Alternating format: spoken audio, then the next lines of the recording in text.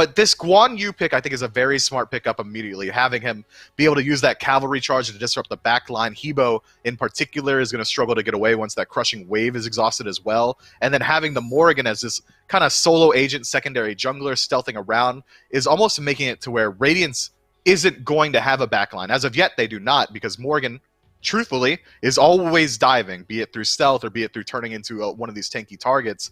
Maybe we're looking at a Radiance draft that's looking to just run it down as well.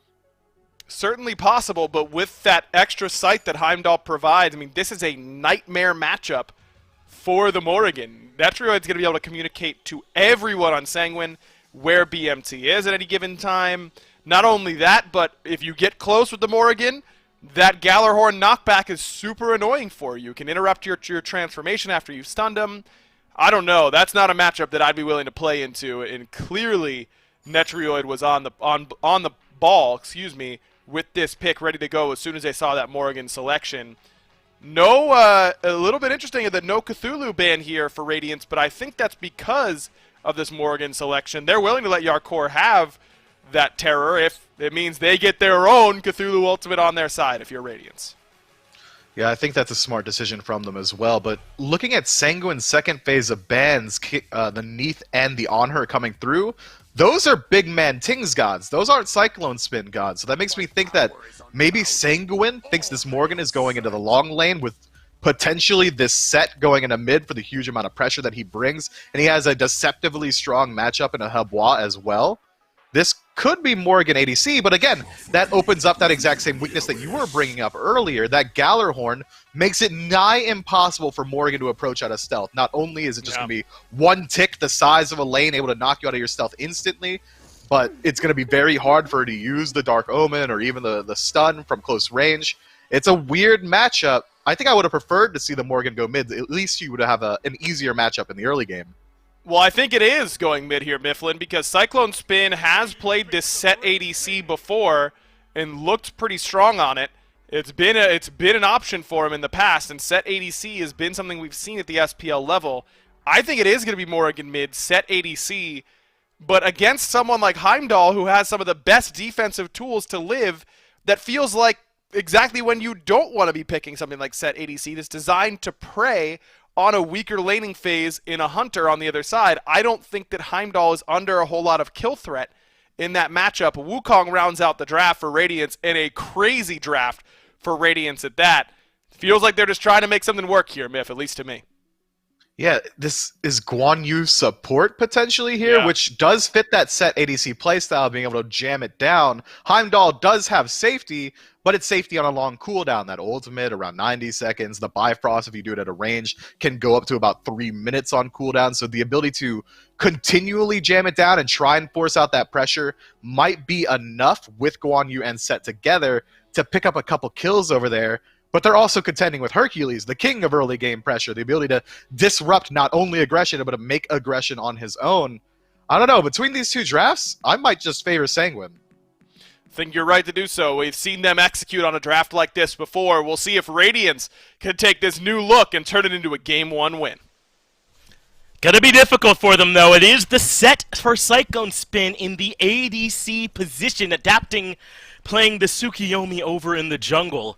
And Guan Yu support coming out here from Aurora. I mean, Gore, on the dash, they were talking about how Radiance are clearly looking to try and establish some pressure to perhaps run it down, but running it down into Cthulhu, into Habois, into Serket, not the easiest, though.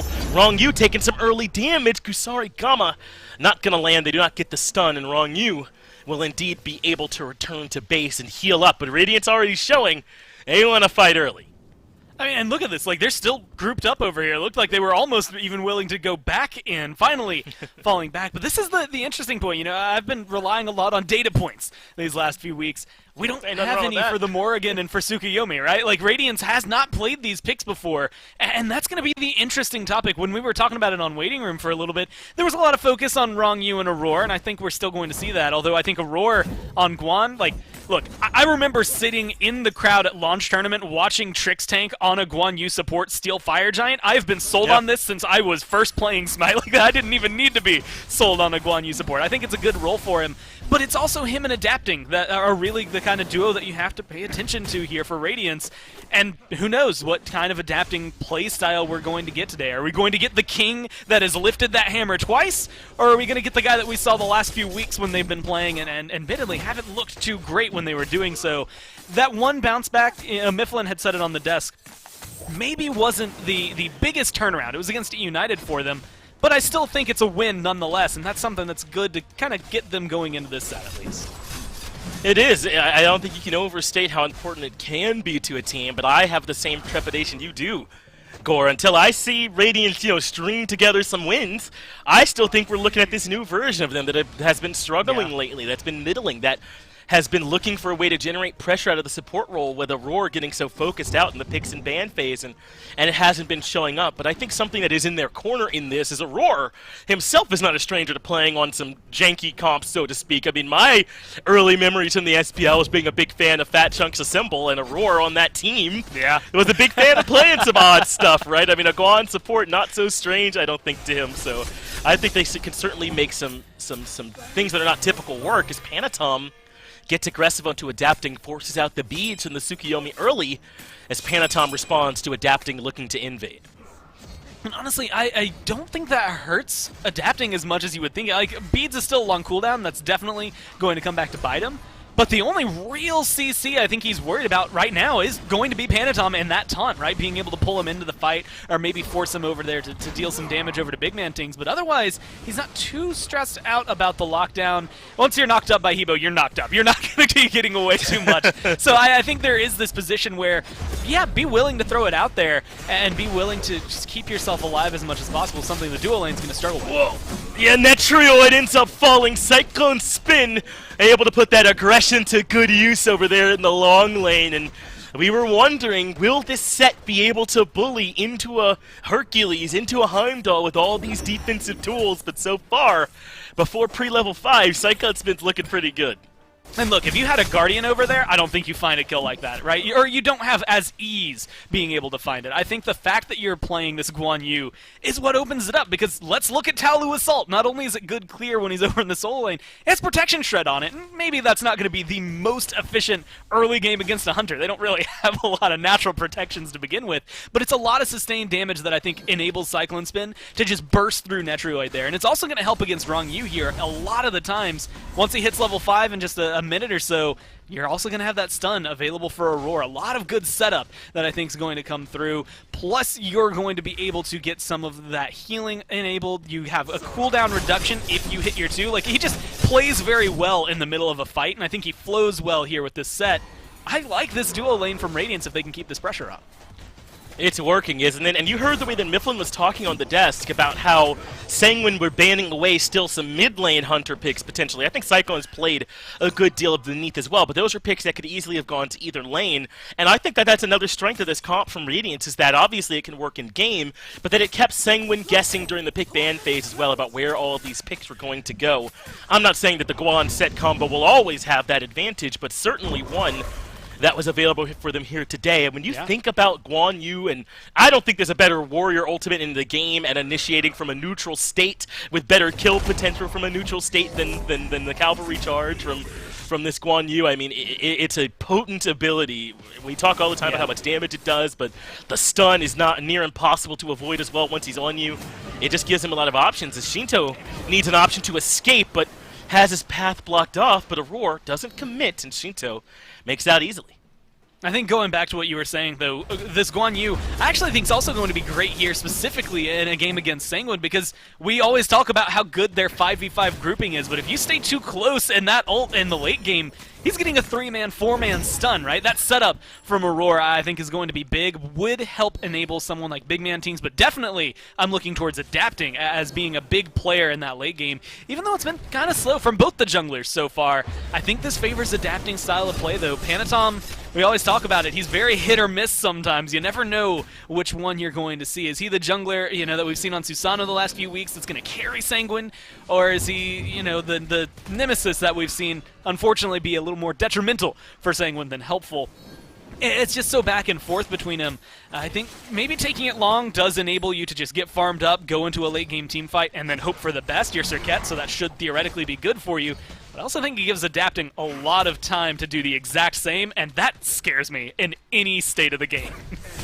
And this Tsukiyomi dive potential paired with a Wukong, with a Guan Yu, with a set. The dive is on, and I don't think they're going to be leaving Tings in the backline. Whatever he chooses to turn into, a Habwa, a Serket, a Cthulhu of their own, as Aggro talked about on the desk, this Radiance team's going to be all in, man. They're going to be looking to get to Sangwon's backline, to neutralize to Shinto, to taking them out of the fight quickly, and then collapsing and hopefully a 5v3, a 4v3, a favorable numbers situation for them, and turning the fight around as Benji is still holding on to his ultimate, so not in too much trouble. It'll come out there to avoid the knockup. He'll get a little bit of healing, but Panatom here as well. Benji has some backup from Aurora and adapting. They give him a safe place to go with the ult, but in comes Panatom. Doesn't find much, takes more damage than he expected, and Sangwon can't really get anything out of that. They trade their solo ults. I'm surprised they even wanted to get that aggressive for it. I like the call from Sangwon just because it does give them a little more pressure on the right-hand side. They force Radiance to fall back as opposed to giving up that ground themselves. But again, it's a little surprising to see them just looking for those fights. I do think they have enough lockdown and enough damage. I mean, look at that lineup. It's hard to argue against the damage it's going to bring. But it still feels as though they don't want to fight. Like, they're not ready to fully commit to it. I mean, no blinks used on their end to make sure that happens. I think they're really just trying to control Radiance and keep their pace as locked up as possible here, just to try and slow the farm down, but it's still just ever so slightly in favor of Radiance. And Core, to kind of talk about Sangwon's decision-making here, is Panatom considering looking for a fight here with Benji not having his ult, though he's on a ward. Benji certainly knows about this. Sangwon have been making an effort to be more early game active, as there is some action around this red buff. Rong Yu, Shinto, and all the boys are here to defend, but Radiance are here in strong numbers as well. Looks like the red buff might even have gotten stripped away there, especially with Shinto not going towards it. Radiance got a little bit of damage in there and took that buff away, heavily contested. And you were mentioning the fact that, you know, Sangwon, especially with this kind of draft, you really hone in on the Hercules for it. But they've been playing a little bit more early game. Hercules really enables that. But I think that's a really great example from Radiance as to why it's not working out so well this game in particular. I mean, you've got Guan Yu set. You've got two assassins on one side, for one, but the Guan Yu alongside him, the Wukong on the other. This is a team that keeps pace with you very well early on, and I think translates well into the late game, maybe even a little bit better than what I would give for Hercules. I think he's still a late game menace, but I think I like Guan at level 20, 30 minutes in, a little more than I like a Hercules at level 20, 30 minutes in.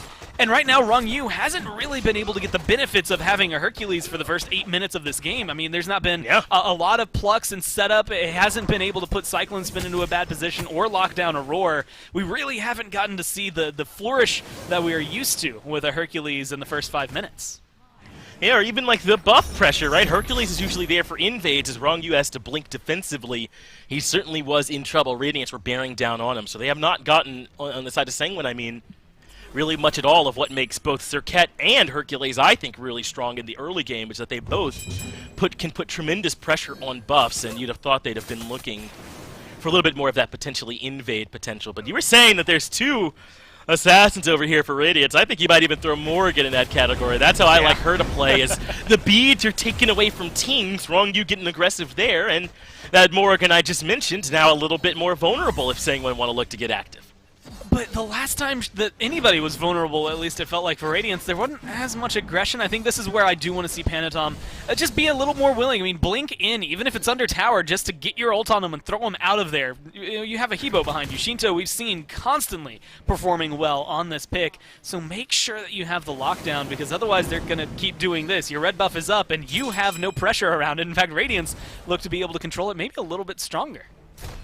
Looks like Netroid gets here a little bit ahead of Cyclone Spin, but it looks like he's the one that takes all the damage. Netroid has to back up, but they've done the job. Red buff defended. It goes to Shinto, and Radiance have to fall back yet again. That was better from Sang when they got there in numbers early, that they could be in position to start defending as Yarkor continues to battle with Benji, perhaps expecting him to take that topside pathing, but he didn't. Yarkor loves this Cthulhu pick, has loved it since it first came available, and if it's available, he likes to take it.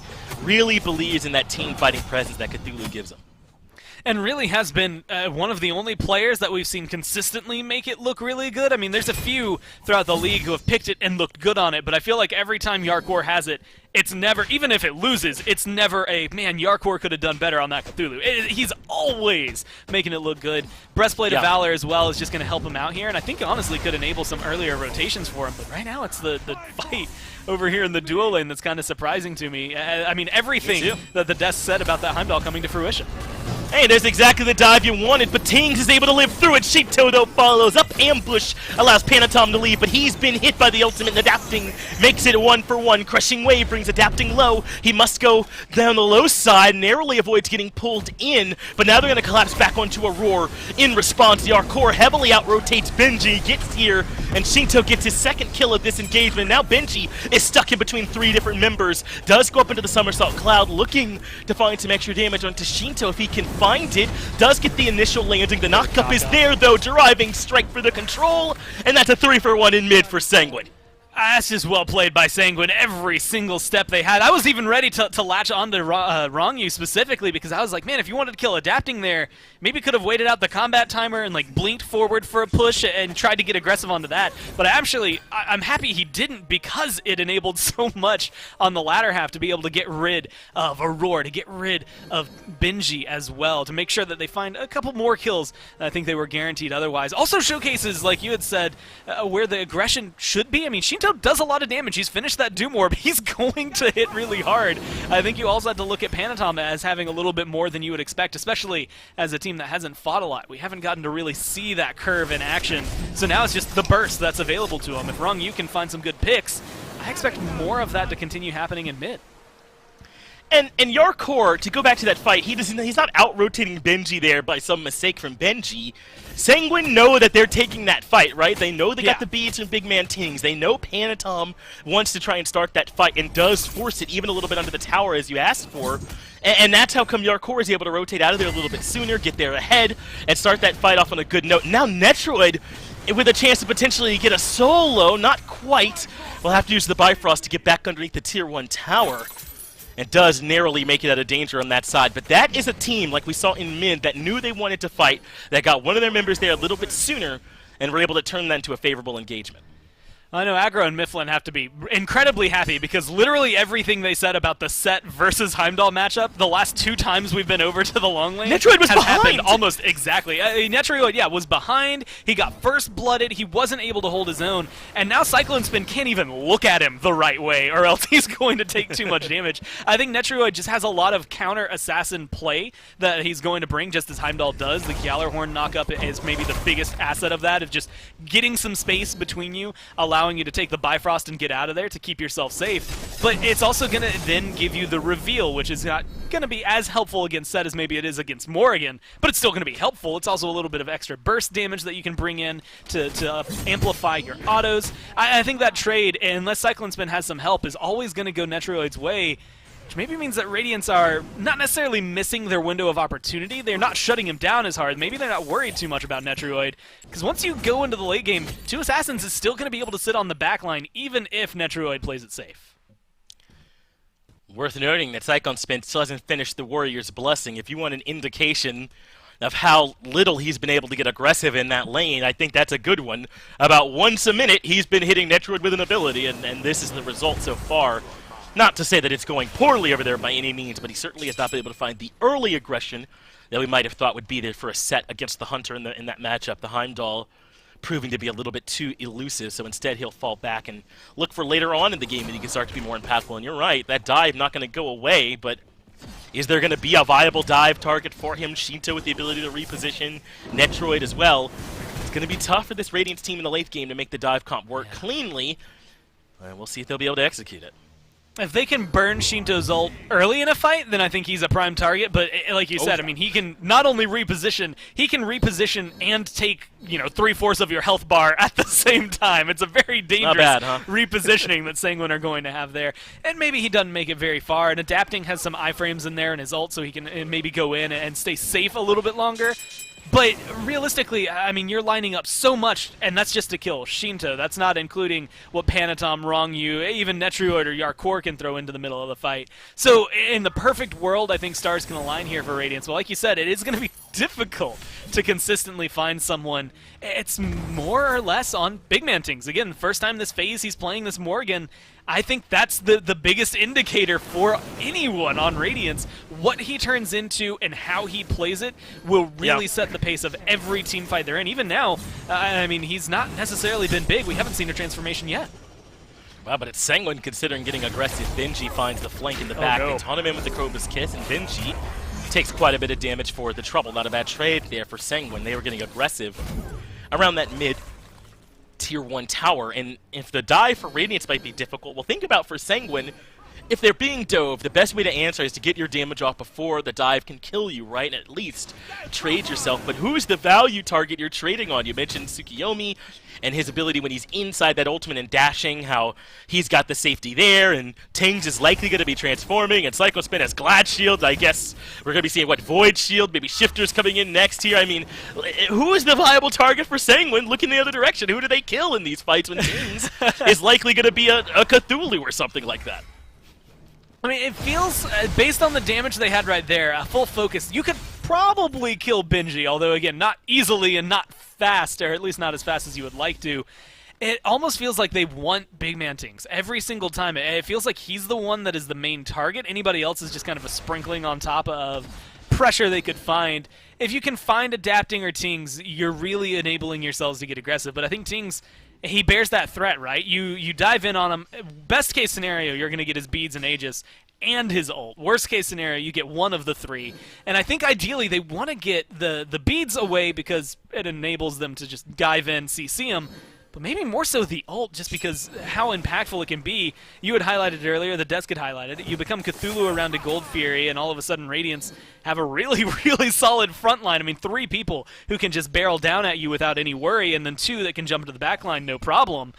You turn into Shinto, let's say. You turn into Panatom. You have 2 very high damage, easy pick gods that are now enabled.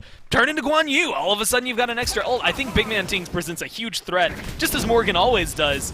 And so trying to lock him down is the right call. Rongyu able to get the beads out from Tings there with the pull-push combo. And that's going to make Tings a lot more vulnerable. We know already how willing Sanguine are to collapse there.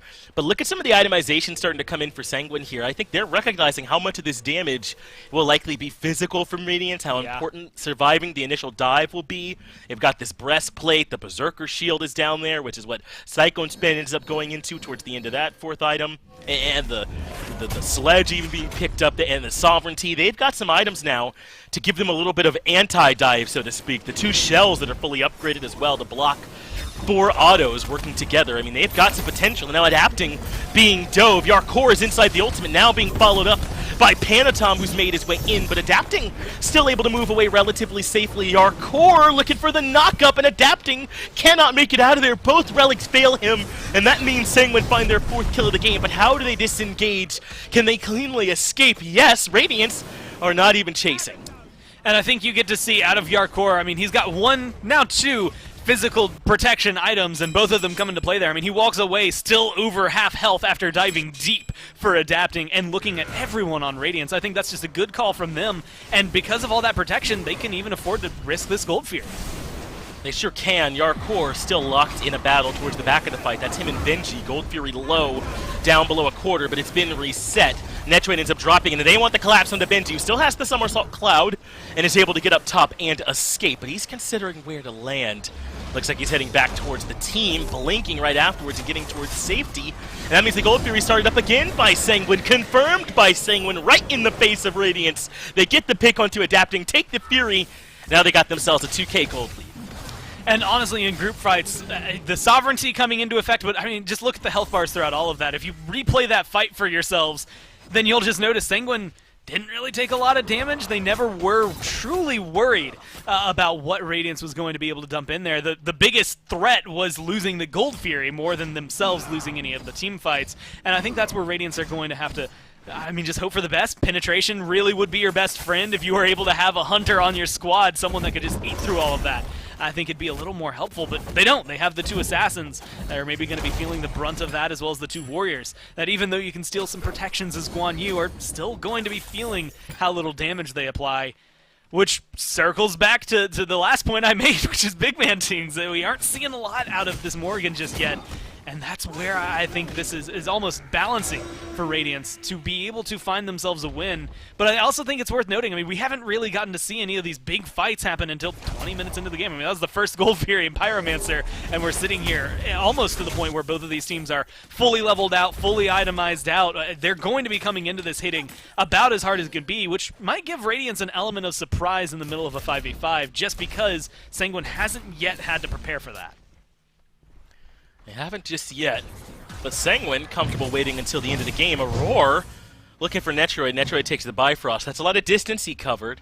That Bifrost cooldown might be a lot longer now if Radiant are looking to try and start up a fight. But Sanguine, we're happy to wait until this 21-minute mark where they've got plenty of their physical defense online and they can force Radiance to find a way to try and force through it. Now this comp can group up and do exactly what Sanguine like to do. Try their best to team fight better than you as Aurora dashes in, gets hit by the Cobra's Kiss, and they've got Aurora down low. Now a dash in from Yarkor, who's using the Thorns as well. The Boulder comes through. That does decent damage, but they cannot complete the kill onto Aurora. Sanguine retreat-ish, and ended up giving up on the fight for now.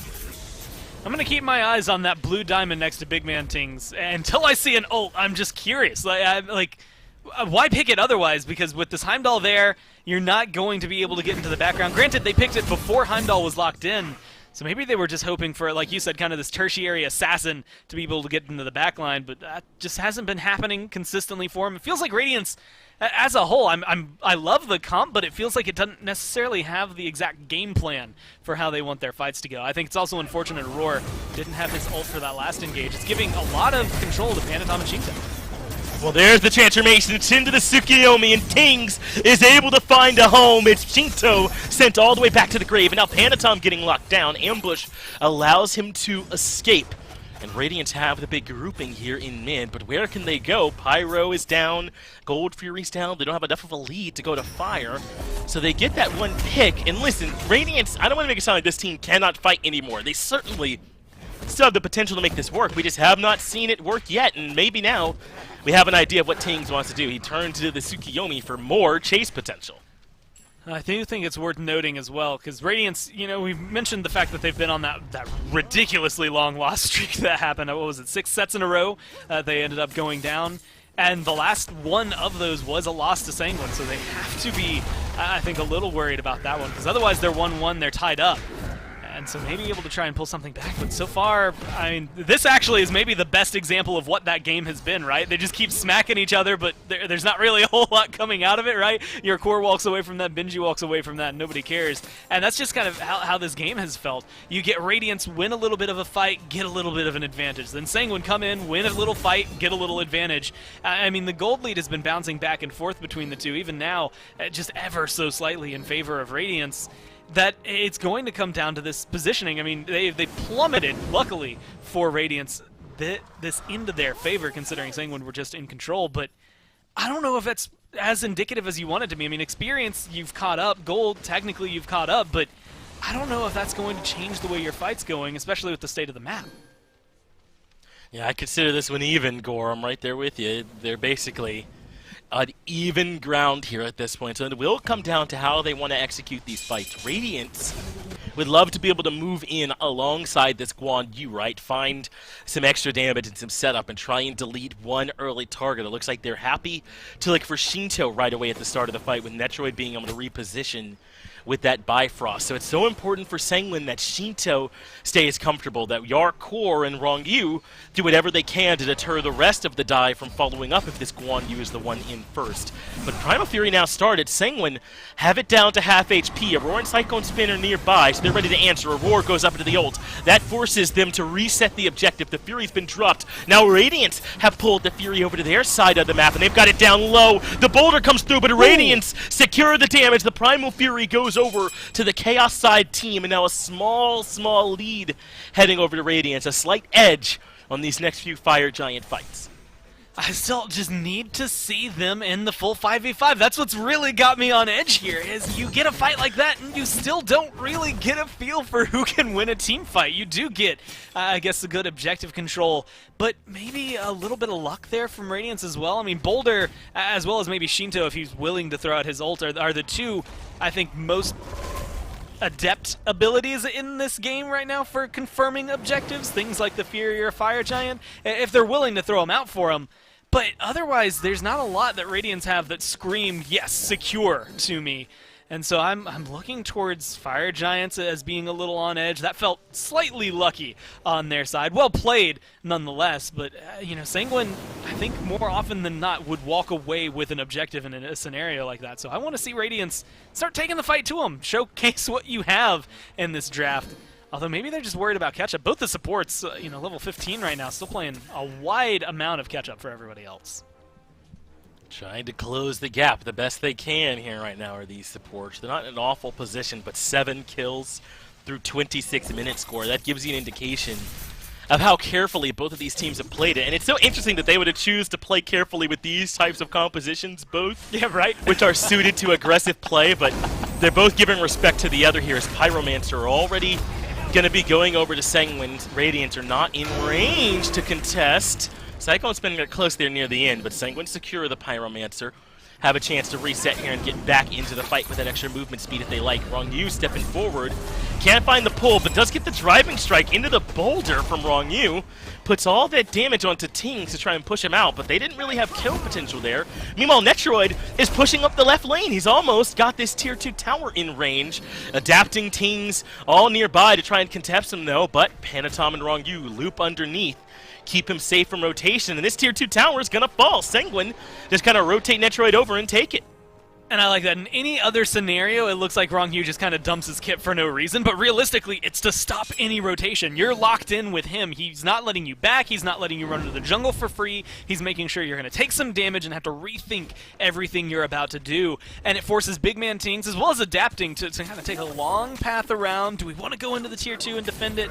And then you see Sanguine's rotation as well. They were just playing kind of bodyguard there for Netroid, letting him get that tier 2, get a little bit more gold in their favor, now taking that lead back away from Radiance, and just solidify themselves. Again, another win condition. That left Phoenix is now open, which is arguably the best one to get if you can get a Fire Giant. And so potentially able to go in, at least able to clear one big objective on the board if they win the next fight, but more or less able to take the biggest one away from the Fire Giant before some fights. It's a big fight right on top of where the Pyromancer normally is. Dark Core transforms as the Cthulhu right away, looking for the knockups.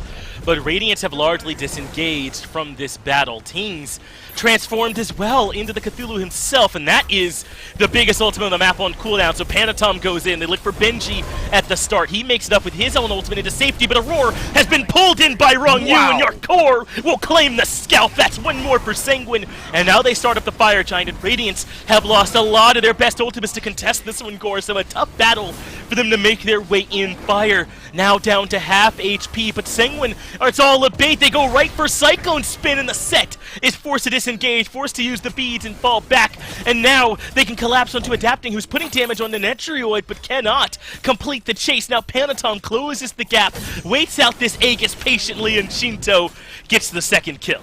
Well, good news is that Adapting bought a lot of time. That Fire Giant is still standing, and honestly, feels a little risky to take. You're going to have a roar back in about 7 seconds. They could probably burst it down in time, but that does leave Benji and Big Man still in the neighborhood to try and contest it.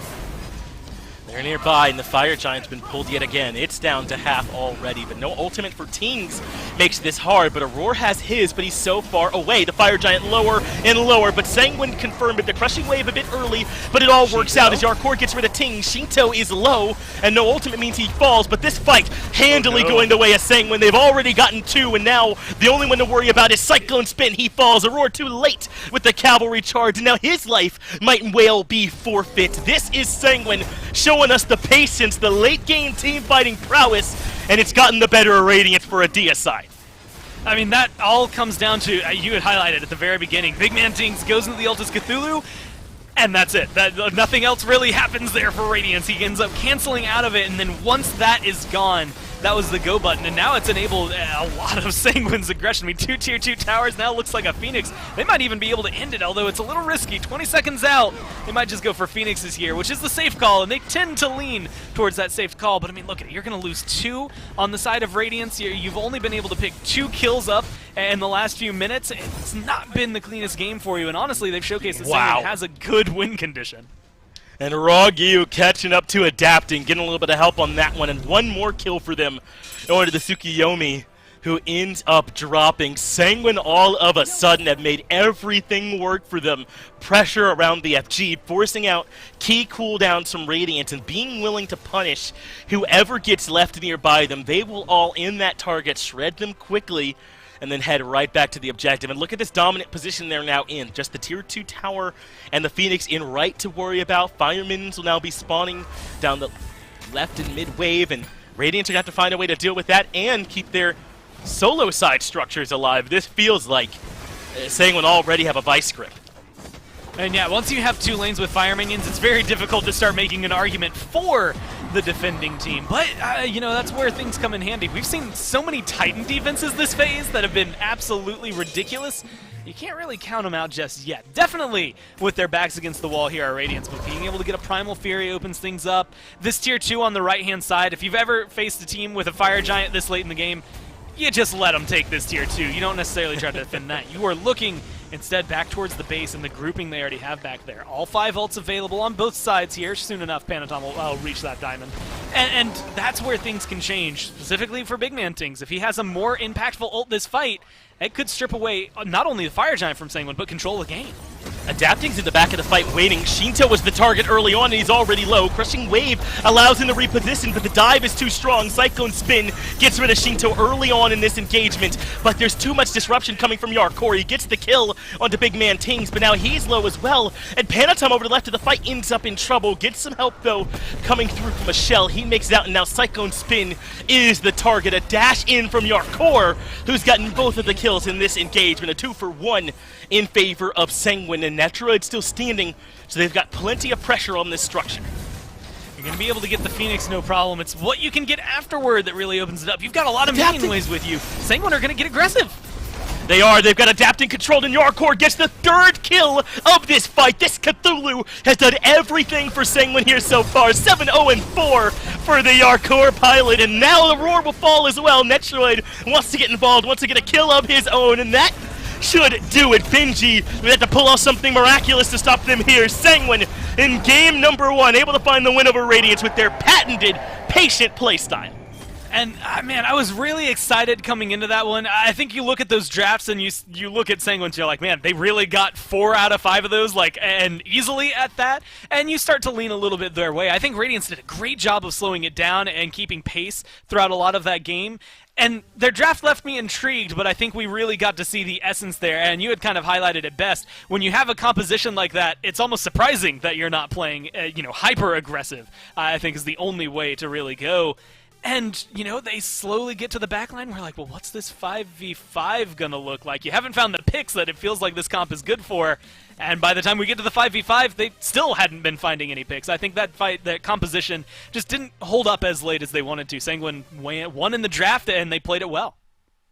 Yeah, it almost felt like they had fireworks that never got to go off. We never got to see the dive coming through, really, from that composition the way that it was meant to. That's game 1 going to Sanguine, but plenty more to come on the other side of this break.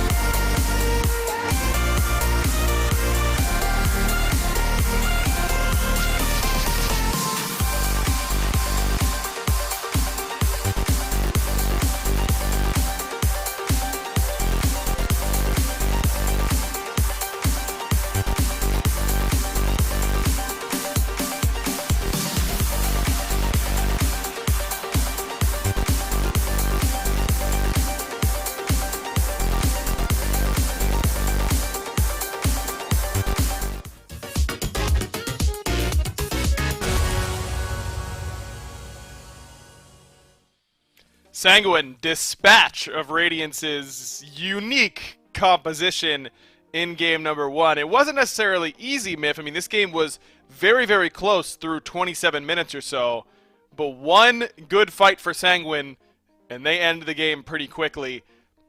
I think that Radiance deserves some credit for keeping it close with a pretty difficult to execute composition, but a couple of things stood out to me. The Heimdall made it impossible for BMT to be effective in these team fights, and he never got a good flank off. Yarkor was able to do everything he wanted because you didn't have to worry about a traditional hunter cutting him down, and Netroid survived the laning phase, which is really all that Sanguine needed.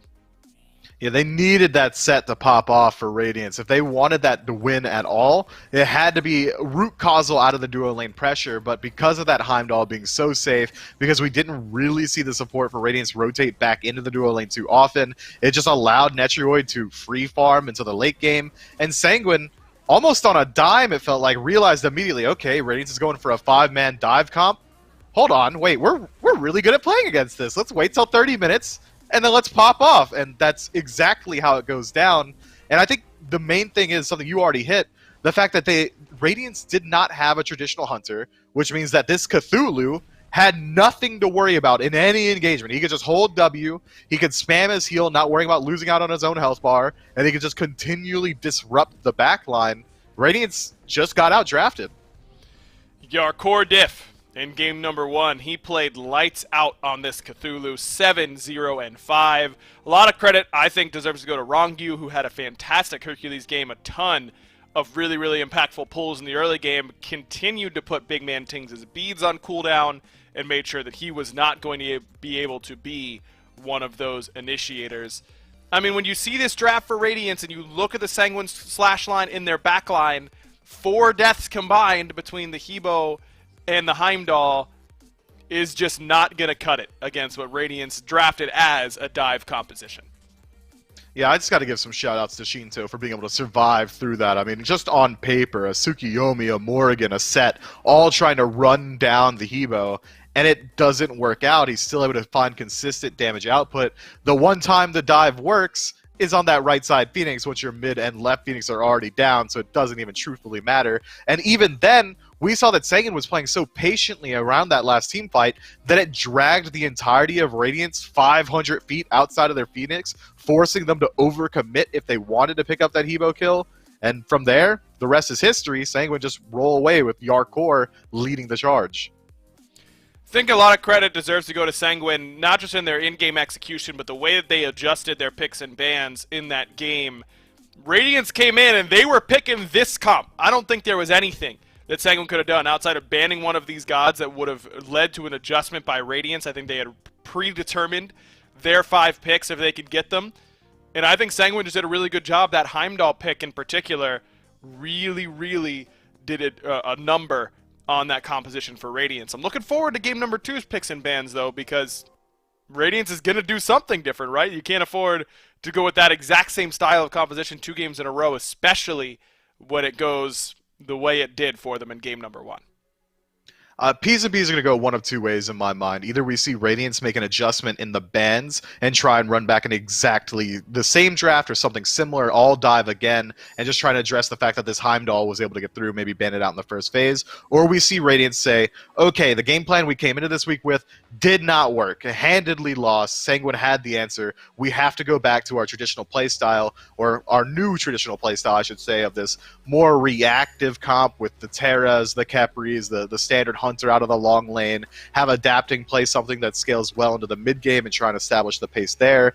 So if I had to guess, I'm expecting that Radiance is going to play standard Smite here. I'm thinking meta bans through and through, maybe try and address the Cthulhu a little bit earlier on in the pick ban phase as well. And then Sanguine, they're just going to do what worked for him again. Sanguine is not a team that likes to adapt wildly once they find a win. I think Sanguine are to try and do the exact same thing. I think that Radiance will try and go with something a little bit more traditional as well, just because that style that they just played works best when you surprise your opposition with it, and Sanguine clearly not very surprised, so maybe it's time to go to something a little bit different. As one switch up for Radiance, I think the one person we didn't really talk about that game was Panatom on the Circuit, and it wasn't that he had a bad game by any means. He did his job very, very well. but clearly Radiant's feeling like he was a main problem for them. They take away that Circuit. I can't agree with this ban here. I mean, Panatom had a decent early game, but he wasn't really impactful in the team fights because Radiance was playing that 5-man dive comp. It made it to where that they were always grouped up as 5s. Circuit traditionally struggles when she can't find these separate engagements. Maybe they're making this shift because they are planning on playing a little bit more standard, so they are worried about that 1v1 potential that Circuit brings. But this opens up Sanguine to play some gods that I think that Panatom is just better on. Erlong Shen, Susano, Thor, Mercury, all these picks that he's had wide success on in the past are still going to be available to him. And now there's so many things still available on the board. Freya makes it through this time, and we know that Netroid likes that pick. He does, but Cyclone does as well, so wouldn't be surprised to see it taken here by Sanguine in order to make sure that we don't see that in the hands of Cyclone Spin, as Aurora does get his Hercules here in game number 2. No Freya pick, though a pick for Netroid. It's the Jing Wei in that long lane alongside the Horus, an old school composition. I'm a little surprised. This kind of looks like a Phase 1 picks and bans for both these teams, save for the Ram and Cupid, because those two were kind of unplayable during Phase number 1. This was the number 1 duo lane for Sanguine, were these two picks. We just haven't seen it from them in a bit. Yeah, this is the bread and butter of OG Sanguine. They get to wait till 30 minutes and win a game. They realize, wait, that strategy still works. Maybe we reprise that again. And that's what this draft is looking like right now. Horus has decent matchup in a Hercules as well, able to disrupt a lot of that aggression. But Radiance doing the exact same thing. Now we're looking at 3 divers already, and Sanguine have already shifted their draft to being a lot safer. Now having sustain within the Horus, the ability to disrupt even a single member of this dive is going to be hugely impactful in any given team fight. Jing Wei, obviously one of the safest hunters in the game, and Shinto going back to this Hebo, makes this dive from Radiance a little bit of a thinner margin. If Tsukiyomi steps out of line, if the Morgan gets caught out outside of her stealth, the Crushing Wave Water Spout combo is going to be enough to stop a lot of it. Looks like it is Radiance going to try and reprise the 5-man dive. A little surprised, I have to say, though it is better for Radiance now that there is no Heimdall on the other side. Here's what the big thing here. If Radiance is looking to go set ADC again, they need to ban Cthulhu in this second ban phase. I think that would be a massive, massive mistake if they were to try and run back the same composition and allow Yarkor to do what he just did on that Cthulhu. And you're putting yourself in a position with this Erlong Shen ban that you're only taking away Arthur or Cthulhu, not both. Look, Erlong Shen's been fantastic. He's really risen up the ranks in terms of viable junglers all of a sudden. Panatom's been great. Yarkor has looked like one of, if not the best solo laners in the SPL every single time he gets his hand on Arthur or Cthulhu, and I'm just surprised to see Radiance allow him to have at least one of those. They do decide to ban the Cthulhu this time around at the very least. I do agree with this Cthulhu ban. I would have preferred that it is King Arthur as well instead of that Erlong Shen, especially considering that we know what Sanguine's strategy is going to be. It's likely going to be waiting for that late game, so they don't need that early game pressure that Erlong Shen brings. Sanguine decided to ban out the Sun Wukong, which is going to take a huge hit towards Radiance's backline dive potential as well. So we might see them decide to switch up the draft just a little bit, maybe potentially pick up a standard Hunter. But this is a better draft for Radiance to go with that set ADC than it was in Game 1. It should be a lot easier for him to perform on, and it looks like he is going to be going back towards it. Feels a little bit stubborn from Radiance to immediately try and reprise this draft after it was so cleanly dealt with in Game 1. But when the opportunity arises, I guess you have to at least try it out. It's something they've likely been practicing for the last couple weeks leading up to this. And, yep. That's 5 members, all dive all the way from Radiance. But this time with a little bit additional AoE, this Cerberus ult is going to be very reliable for burning beads. I think they may have come away with a slightly better draft this time around. Whether or not it's good enough to shut down Sanguine in the early, it's yet to be seen. Plus some actual magical damage coming out of this Radiance draft now. Cerberus brings enough that you want to itemize against it. You don't have to worry about just a Morrigan 2-1 dealing all of the magical damage for you.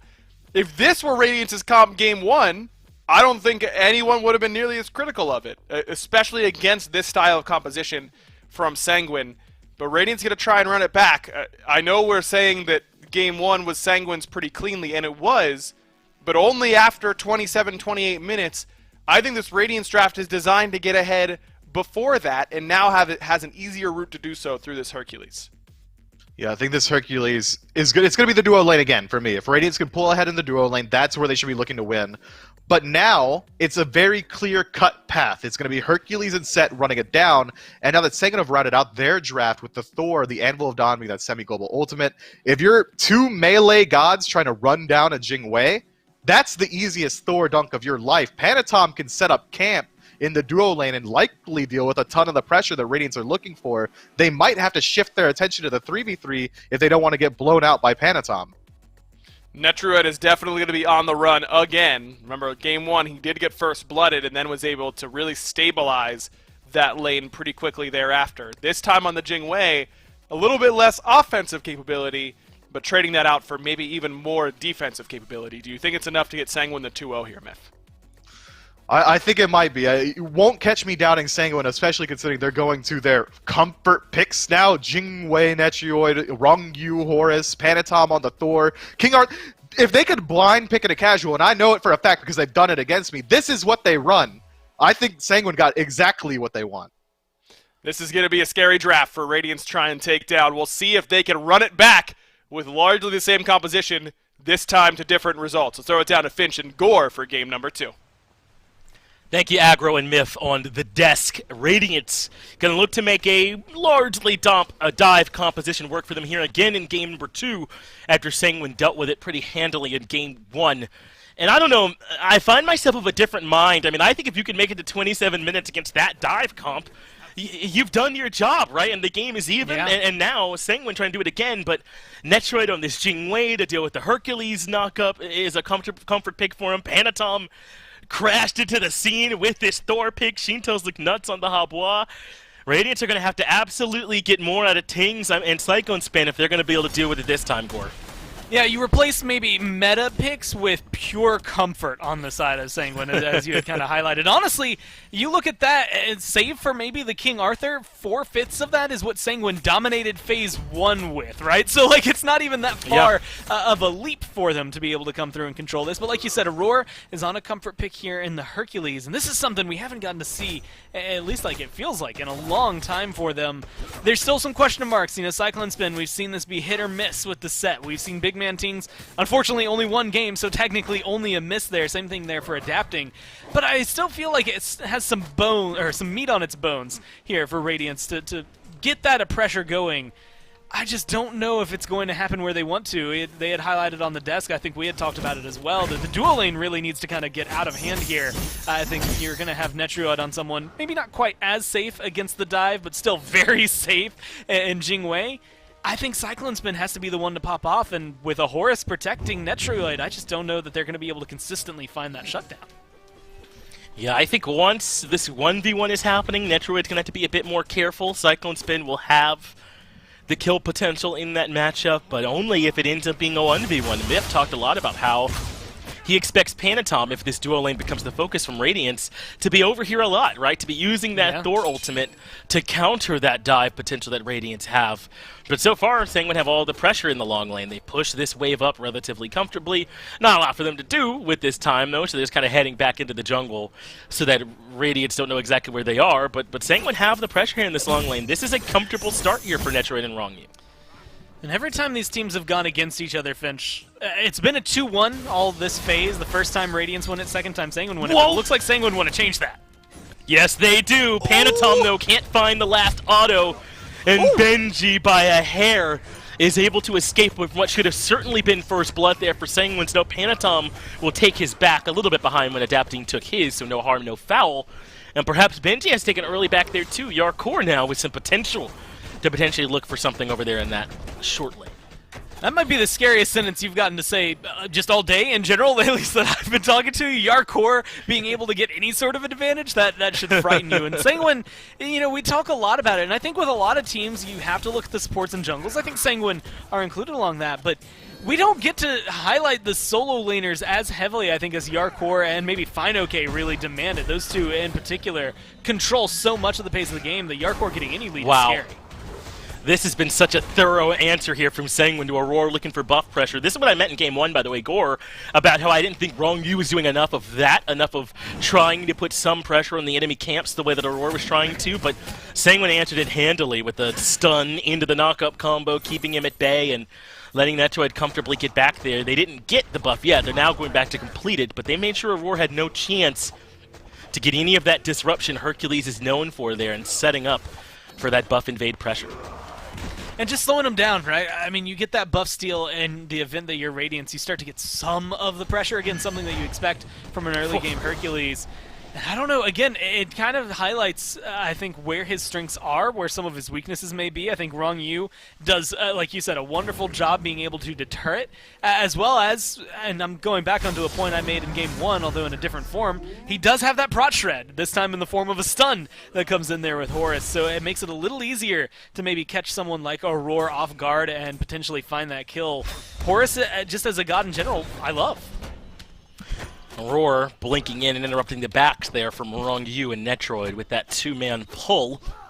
Not particularly exciting without anyone there to help follow up on it, but nice nonetheless there from Aurora that he was able to find it. Now Yarkor looking for the dive here up against Benji. Panatom is the backup with the dunk. Wow. First blood going over to Sanguine, and Benji has been the focal point. He picked up Blink as his first relic. No teleport, no beads, nothing like that. And he is all the more vulnerable to Sanguine's aggression. Not only did he pick up the blink, but it's even down. He's not going to have that to maybe even help him get back to lane either. So it's going to take a little while. Of course, you wouldn't want to use it that way either way. But still, it's going to be a while before we can really see the Cerberus get aggressive. And that was Panatom just saying, look, you got rid of me the first time around, thanks to your tower. You're not getting rid of me a second time. We are going to get Yarkor ahead if it kills me. And luckily for him, he didn't even have to trade that out for that amount of pressure. They get the first blood bounty, and they get control over there in the solo lane, which again, I think for Yarkor, he was a big portion of the late game last time around. I think you had highlighted it at 1.70 and 4 on the Cthulhu. I think this King Arthur can be just as much of a menace, and you have to be just as scared. Not quite there with the execution from Wrong Yu, but doesn't matter when you've got a Hebo to cover up the gaps. And Wrong Yu gets him out of there, but Adapting able to chase, but I don't think he wanted to chase this time. He's all alone here in the back, and Shinto lives. Aurora has to chase to clean up the kill and eventually gets it, but now he's out of position as well. So let's see if they've got enough damage to clean him up. Good two-man driving strike, and he runs towards Cyclone Spin for a little bit of backup. Cyclone Spin comes in, and that is enough to save him. Panatom hammers over to try and clean up that kill. I think this was an overreach from young Panatom. Cyclone Spin and Aurora do enough to turn that around into a 2-for-1 in favor of Radiance. Man, and I was impressed with Sanguine. I think everything about that was well read. Goaling, adapting with him, forcing Aurora into a bad spot. It really does come down to the fact that, you know, like you said, maybe a little sloppy from Wrong Yu, but also he ran out of mana. There was a point where they could have continued chasing and maybe won that 2v2 against Aurora and Cyclone if Wrong Yu was half a mana bar up as opposed to where he was. Otherwise, it's just Panatom that was able to go forward. And unfortunately, Netroid didn't rotate over either. So Cyclone Spin gets himself an early kill, so does Aurora, and they get the red buff.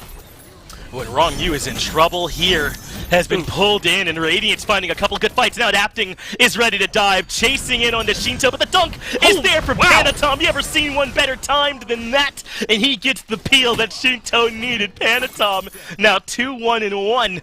And able to absolutely get the dunk there onto Tings. It was Tings doing the dive then, I suppose, inside the Changeling, rather than Adapting. We didn't have the ultimate up just yet. And here I am, you know, stressing out for Sanguine, just like, man, I don't know, this dive comp is starting to dive. It's doing its job. They've got their early aggression. This is what we wanted to see out of Radiance. And luckily for them, Panatom is just ridiculously good at Thor. They don't have to worry about it. I mean, and my favorite Thor ults are the ones where I'm not paying enough attention to the diamond and it just comes out of nowhere. It just feels a little more impactful there.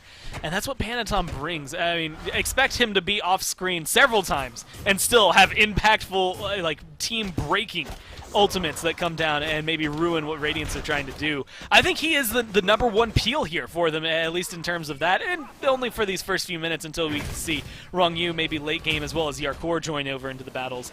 But he is just so good at being able to keep specifically Shinto alive in these scenarios. I think those two as a pair, it's just going to be very deadly this game and very difficult to deal with. I like the fact that Tings and Adapting are recognizing that they are big threats and trying to go all in on them.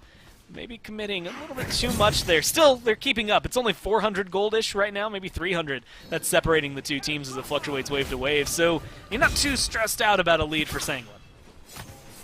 I like this pace, though, from Radiance. I know that it's still close, but I think they've got to play this way. That was part of the problem in Game 1, was that they didn't see where their opportunities were. They were struggling to be able to get in and start these fights off at all. Yeah. But this time, Radiance have responded. They've dealt with the aggression from Sanguine. They've looked to start some fights, and it's kept them in a bit more scrappy of a game. I mean, I think we had 7 kills at the 20-minute mark 26, in Game 1, yeah. right? And 26 minutes, yeah, here in this game, we've got that already at 8, so...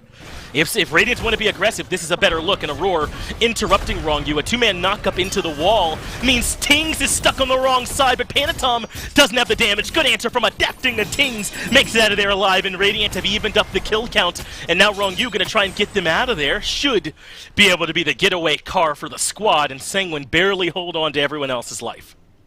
And that's one of those moments where if you're level 12 and you have Aegis or something online there for Panatom, he's not too stressed out. Or, again, another case of just not having the right amount of mana at the right time. If Shinto has mana, I almost want to see Rongyu go under the tower with that ultimate, right? So they could get aggressive and maybe find some damage. Otherwise, just continue finding yourself in this position. Radiance starting the lead in terms of experience, although Adapting took a little bit too much here.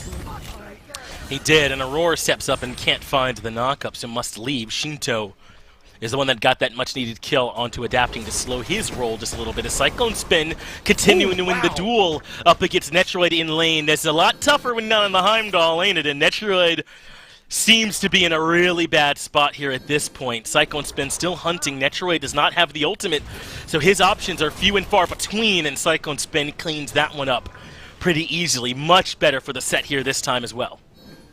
Now, all I can think right now when I see Jingwei, I think it came out today even, was Barracuda and we did a player spotlight, and at one point I asked him his favorite god, and he went on a long rant about Jingwei. Was not his favorite god, by the way. I don't know where the rant came from, outside of, saying, like, there's a lot of ways to play her, and he was noting that he likes to play her a little aggressive. If you knock yourself up and go in, you can definitely cause a lot of harm. But I think Netroid showcases why Jingwei is so safe. I mean, if that ult is available, your Cyclone Spin, you all in that first little bit of the fight, and then all of a sudden Netroid's just out of there, and you can't really do much about it if that ult comes up. So really good timing, I think, for Cyclone Spin. A lot this game that has been consistently locking down Netroid, or just anybody on the side of Sanguine, since Netroid's only gone down once, but it's getting this 2-level lead over there for the carry, and that's what you need out of this set already going into, some of these mid-game fights. You're going to have 3v3s, more Gold Fury focus. You want him to be a little bit ahead so that he actually has the potential to dive the backline and get something done, as opposed to last game where he never really could get back there. We'll see if Cyclone Spin get involved a bit more early going forward here as Ting stealths his way into mid safely. But the thing is, Sanguine's carry hasn't been into fights just yet here, Gore. Once your core gets involved, that's when we can start evaluating how Sanguine look in these fights. Yeah. Because they need that man to be there. He's on the King Arthur here this game. So that could be quite the same as that Cthulhu, who's such a big disrupting factor, can just walk in. But King Arthur's still a nuisance, can still get to the back line and cause issues for the squad as Cyclone Spin again getting aggressive onto Netroid. Netroid has the ultimate still, has the beads. Once he has Aegis, he'll be a lot safer here. But even Adapting showing presence on the left side. So Netroid, I think, playing it correctly by hiding out underneath the tier 1. This definitely feels more like the pace Radiance should have had in Game 1, and honestly, that's making things Agreed. a lot better for them here. Still, though, I mean, not much of a gold lead that they've been able to amass. The experience is really where the difference is going to be made, just because you've got your Cerberus as well as your set just enough ahead that you're going to be able to offset some of these late-game fights, although, like you said, I think King Arthur, at any point, whether he has a lead or not, he doesn't really care. He's going to come in and disrupt your backline.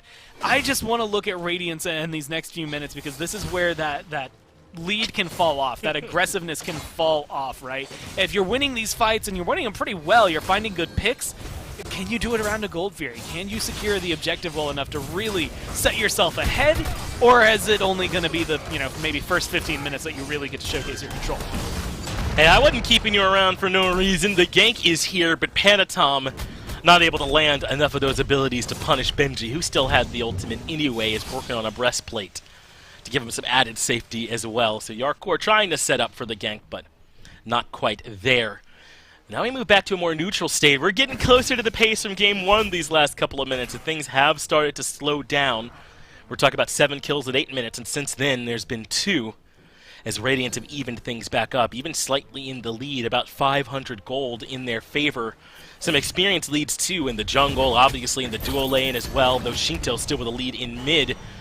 As Wrong You narrowly avoids the pressure coming out from Aurora there in the jungle. And I think, yeah, Radiants are ready for a Gold Fury. They have forced out Sanguine. They've got the burn. They started up. A little bit of a reset there. I don't think that was on purpose. And might give a bit of a window here to Sanguine to make their way in. But Sanguine are not contesting. Netroid the only one nearby. And he gets it with the knock-up. Sanguine stripping away with just Netroid there. And he's calm. Look at the player cam. My man is absolutely chill. You don't not jump out of your seat. Someone needs to go into the Sanguine house and make sure they know how to celebrate properly. That is not enough from them of a reaction from everybody on that side. But they also get that Pyromancer. Panatom's a little low, but if you can disengage from this, you're far and away ahead of this fight. How does Aurora get a stun on Shinto to start the fight and no one follows up? Adapting has the chase. We will get the kill on the Panatom, but how does he make it out of this one with his life? He's even using the relics in this spot. You have no live potential Adapting, and still, the beads and Aegis are both used. He'll have them back later, I suppose, so no harm, no foul. But yeah, Sanguine end up getting the kill on the back of it. I think Netroid used the airstrike as well, so hey, some value from Adapting in stretching that out. Also, it feels like a lose-lose, right? If he doesn't use his relics there, we're just like, I mean, dude, you had your relics, what are you going to do? You use them, we're like, dude, you're dead, what are you going to do, right? I feel like you can walk out of that one, still, like you said, happy you got a little bit of pressure. You got the kill on the Panatom as well, which maybe is the most important, at least at this point, to try and keep that Thor away.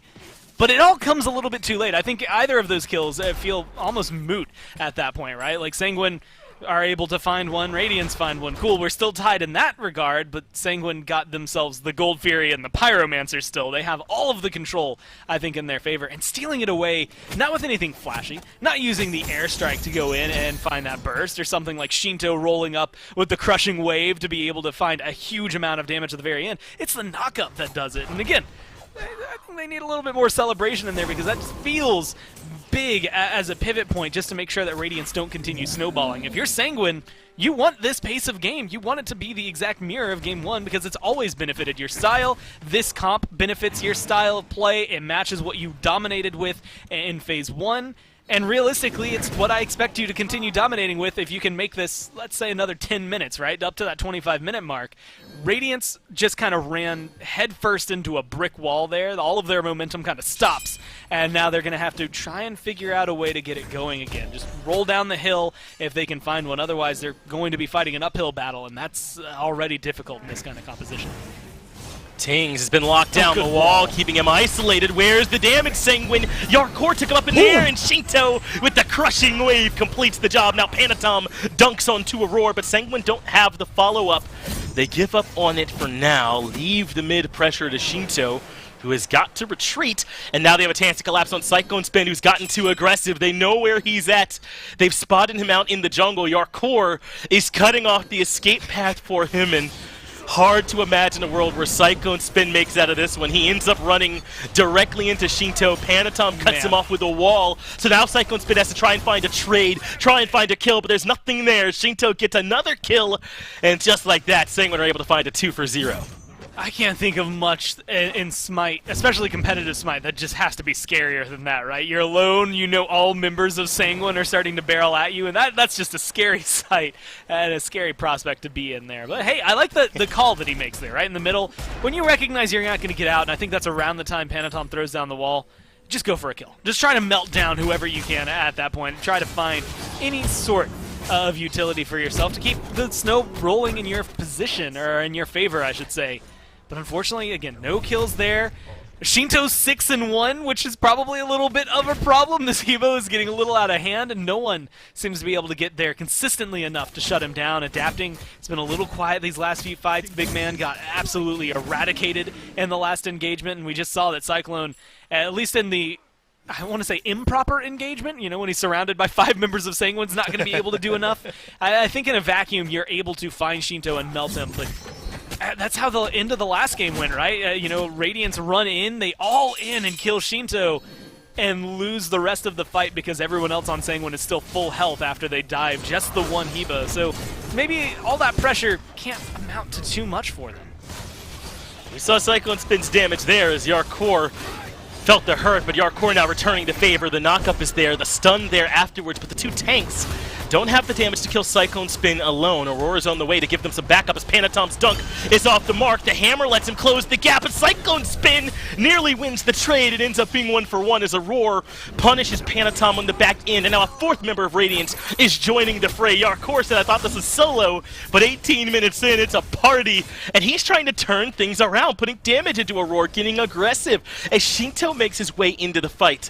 But Sanguine not going to find anything else here. They end up trading jungle for ADC. Yarkor, I like this call. I mean, Shinto's your true carry, but they're going to be going in on it. Crushing wave comes out from Shinto, gets him away from adapting, but Tings blows up wrong you. Shinto blows up adapting, so it's another trade, and into the backline goes Tings on the Tsukuyomi now as he gets the double and the shutdown onto Shinto. Yarkor avoids getting pulled, finds the two-man stun, and is still looking to find a way to trade favorably, but he's been pulled in. He ends up falling as Netroid elsewhere on the map burns down the Fury. I mean, I think it's still a little worthwhile. Like, ultimately, you watch as Radiance come in and get a lot of kills, but Gold Fury definitely gives the gold lead over to Sanguine. Plus, they hold their own. They get a lot of damage. It's not like Radiance can really pick up a Pyromancer or even a Fire Giant after all of those wins. Even though they're on the right-hand side of the map, they narrowly get that tower going in their favor, and they drop every ult that they need to just to try and kill Shinto. I mean, there were 2 Tsukuyomi ults dropped just to kill 1 Hebo. I think that's a presence that Shinto is commanding, but maybe a little telling about what Radiance need going into it. You find a good pick like that. Ultimately, I guess it felt like a perpetual 3v5 as they rotated in. I think Panatom died around the time we had a big rotation come from Sanguine, so always with 3 people there. But you lose so much, on top of that on the map. Maybe it's not going to be worthwhile if you can't get a team fight like that every single time. So Radiance, you're going to be looking for these openings. I just don't know that there's going to be a lot of them from this point on. It's going to be tough, but Radiance do have a very slight lead in terms of gold at this point, just to give you an idea of how they've been able to reclaim some momentum. Wrong Yu has struggled at times here onto this Horus to have the same impact from last game. Netroid also been largely a non-factor here at 1 and 2, so the duo lane not factoring into this one much. This is largely the right side of the map. Shinto, Panatom, and Yarkor competing with Radiance, who have gotten contributions from basically everyone in this one so far. But that's the thing about Sanguine, man, is that these guys work as a unit. You know, even if Wrong You and Netroid are struggling, and barely they are, right? That's not how this team views it. As a squad, they're still 100% in this game, and they know Netroid and Wrong You can always turn up the gas for him at any point. I mean, I'm looking at Wrong You. I see 9 assists out of 10 kills. I'm giving him all the credit he needs to, right? Like, he's helping set things up, even if sometimes it's cost him his life. It is maybe the longevity of it that really could help them out, though. I mean, the healing Horus brings, very helpful for someone like Shinto when he keeps getting dove like this. Maybe the kind of peel that he needs if Wrong You can just stay alive a little bit longer in these engagements. Wow, look at this. Radiance have found a window to get aggressive, adapting, trying to dive as well as Benji has grabbed 2 members. Shinto has to reposition with the ultimate, but this dive working better than game 1, and Shinto goes down early. Panatom will shortly follow, and suddenly Sanguine only have 3 lives to their names. Yes, they got adapting in the middle of all this, but how can they hold on up against this might from Radiance all of a sudden as Yarkor starts to melt? Cyclone Spin dives under the Phoenix, and Benji cleans up on the back of it. Now Wrong You falls as well, and Yarkor, the only one standing, and Radiance have found themselves a late-game deicide and completely shut down Sanguine. They still got 4 members strong and they can go wherever they want, but they're just going to burn down this middle Phoenix and Gore, maybe, and just look to put an end to this game, even without an ADC. I mean, they've got the damage to be able to burn it, but the longer this Phoenix takes, the less likely I feel comfortable going in there. 14 seconds left and a minion wave. I think they can do it. Yeah, they've got this one. 9 seconds before Shinto's back up, and the Titan is falling quickly. It's down to half HP, and Sanguine's respawns still too far away. But in comes Shinto, the deaths are coming. The Titan is starting to fall lower. It's up to Aurora to complete it from here, but somehow Sanguine are still holding on. It's a triple kill from Shinto, spawning just in time, and Radiance don't have the damage to complete the task. But still, Gore, they got the middle Phoenix, the mid-tier 2. It was a good fight, Radiants are certainly still in it. I need to see like 7 wards that are covering that base. That Titan has no health, and you have to They be are worried about it. close, Adapting. huh? I mean, I feel like there's a position where Adapting maybe could try to walk into the back and try to all-in his damage. Right. Maybe not the best because it's Tsukiyomi, but still has that potential. And I like that Yarkor is hanging back there. You can see the wards coming out. They will not let you walk into that base without them knowing about it, at least a little bit. Honestly, I want a couple more deep wards in the jungle, like around red and purple, around the blue and experience. I do not want to run any risk that we would back a little bit too late. And it all comes down to that first kill. The Titan getting rid of Benji made it a little bit easier, and it was just too slow, Finch. I mean, just so narrowly too slow. And you have to wonder, actually, the last little bit, you know, you watch specifically Cyclone Spin, as well as, I think it was Big Man, that walked slightly away from the Titan as the damage started to come through to separate themselves, not to be grouped up so that all the damage hits in one area. But you have to wonder if that time that they were spending maybe walking around the walls and getting around, they had just been hitting that Titan, if it'd be dead by now. It's such an incredibly small margin here at this point that anything could have made that easier, right? If they were to burn through the Phoenix a little bit easier, if they're just a small part of the fight that goes better. But I don't know how much critique we could put on Radiant. It's a great fight for them. Now, Gore, I'm wondering, do you think there's any chance that Radiants try to pull off a drop ship if they have Tings turn into the Horus, they sneak in, Cyclone Spin is sneaking up all on his lonesome. He'll run into a ward, so they'll know he's there, but can they get back in time to stop him is the question. They know for sure that Cyclone Spin is here now, but they've got to hurry. Yarkor backed. He'll be able to interrupt them. The knockup is here to stop it, and Cyclone Spin does get stuffed. Panatom comes in with the ultimate as well to try and push Cyclone Spin away, so Sanguine do enough to keep Radiant at bay for now, but now they're right outside the gates. They could just storm in if they want to, and I think that's what Radiants are thinking about. Benji goes in first. Tings turns into the Thor. He dunks onto the Titan and starts to crush it, but he ends up getting stuffed, and the Titan gets a bit of a reset. Aurora's made his way in now too, but Shinto gets the kill onto him. They don't have the damage. Shinto gets a double Sanguine, completely stuff Radiance right at the gates and keep him out of the Titan room. There's no way. I refuse to believe it. This has to be scripted by Hindu Man, because there is no way you can tell me a team finds a narrow Titan defense twice within 5 minutes of each other. That just doesn't happen. This does not exist in Smite in any form. I think just in general, I've been watching this game for a long time, and you do not get to see a lot of plays like that. That is well played by Sanguine. Should be a Phoenix, honestly. That is just good control from them with a Fire Giant on their belts as well. Jeez. I mean, Finch, if that doesn't get you excited, I don't know what will. I don't even know what to talk about. My brain's all over the place trying to lock this one down. Let's focus on it. Phoenix definitely going to go away. Well, yeah, the Phoenix will definitely fall. Cyclone Spin is still in the jungle, but they send Panatom back. No way that he'll be able to sneak his way in. Now, when a god aggroes the Titan Gore, and they end up having to, like, leash it to give that aggro back up, the Titan can reset a bit in that window. So Radiance kind of coming in one at a time and re-dropping the Titan aggro gave some room for it to recover. And now the mid-Phoenix is back up as well. The Titan is starting to heal. I think Sanguine are through the worst of it. I mean, they're still in a very precarious position, but like you said, I mean, you get that kind of... Look, you defend a Titan like that, I think you can defend a Phoenix any day, right? I mean, that's easy mode compared to that, even if it's so easily taken down at this point because it's weakened. But it's going to be difficult, like you said, for Radiance to maybe re-engage this. Also a 4K gold lead now in favor of Sanguine, so they're getting items online, all their upgraded relics. I mean, 4 of them, look at that. Upgraded shells on their side to make sure that Adapting, Cyclone, anybody on the side of Radiance aren't going to be able to hit them that often, that hard. And it's just going to open up the conversation. Fire Giant still a really big difference maker here. About a minute left before it will respawn. About 5 seconds left before it disappears here for Sanguine. But they've got control of the map. They've got a win condition as well, very similar to what Radiance just had. That middle Phoenix is gone. It doesn't matter that the other 3 are available. They have the damage. But if they can make it in there, they can end the game. So it's up to Radiance now, honestly. It feels like they're the ones who are left defending. They are. They're in a tough position here at this point. And here's the thing, Gore. We see Big Man Tings turn into the Thor, I believe, and he ults into the Titan that way. And I had just been saying, I mean, I'm not saying that if you Horizoned in there that you win for sure, but if everyone gets in there at once, it's a lot different as opposed to you all going in individually and or 2 at a time and ended up resetting it.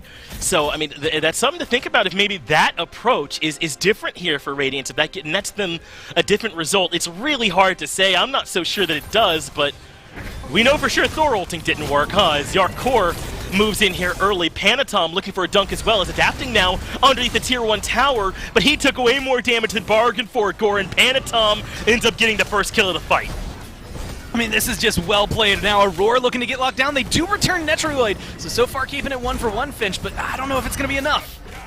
Big Man Tings comes in using the Tsukiyomi ultimate. That does get rid of Shinto, but Panatom is able to find 2. The wall sets up for a 2-man knockup, but it's still not enough, and Cyclone Spin is turning this fight around for Radiance. They may have stumbled earlier on, but could this be the fight that opens the door back up for them? It's just the front line that I lauded earlier on today, trying to keep this game going for Sanguine, as now they have Wrong Yu locked down at the back of the fight, but he dashes the minions, stays alive. In comes Cyclone Spin, completing the kill, and Yarkor has to keep everybody out. He has no backup for another 20 seconds until Netroid gets here, but Radiance are over at the right tier 2, burning that down.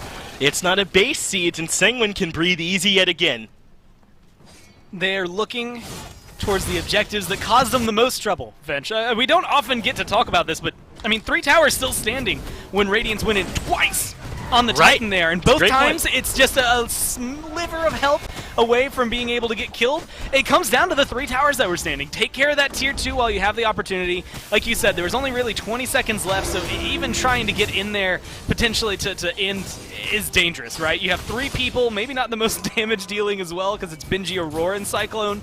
That trying to kill the Titan there doesn't feel as worthwhile. But it showcases that they're not out of it, right? They just lost a couple of fights that didn't go their way. Sanguine are just keeping things maybe at pace, even overall with Radiance. But they still have a lot of control and a lot to say about the rest of this game.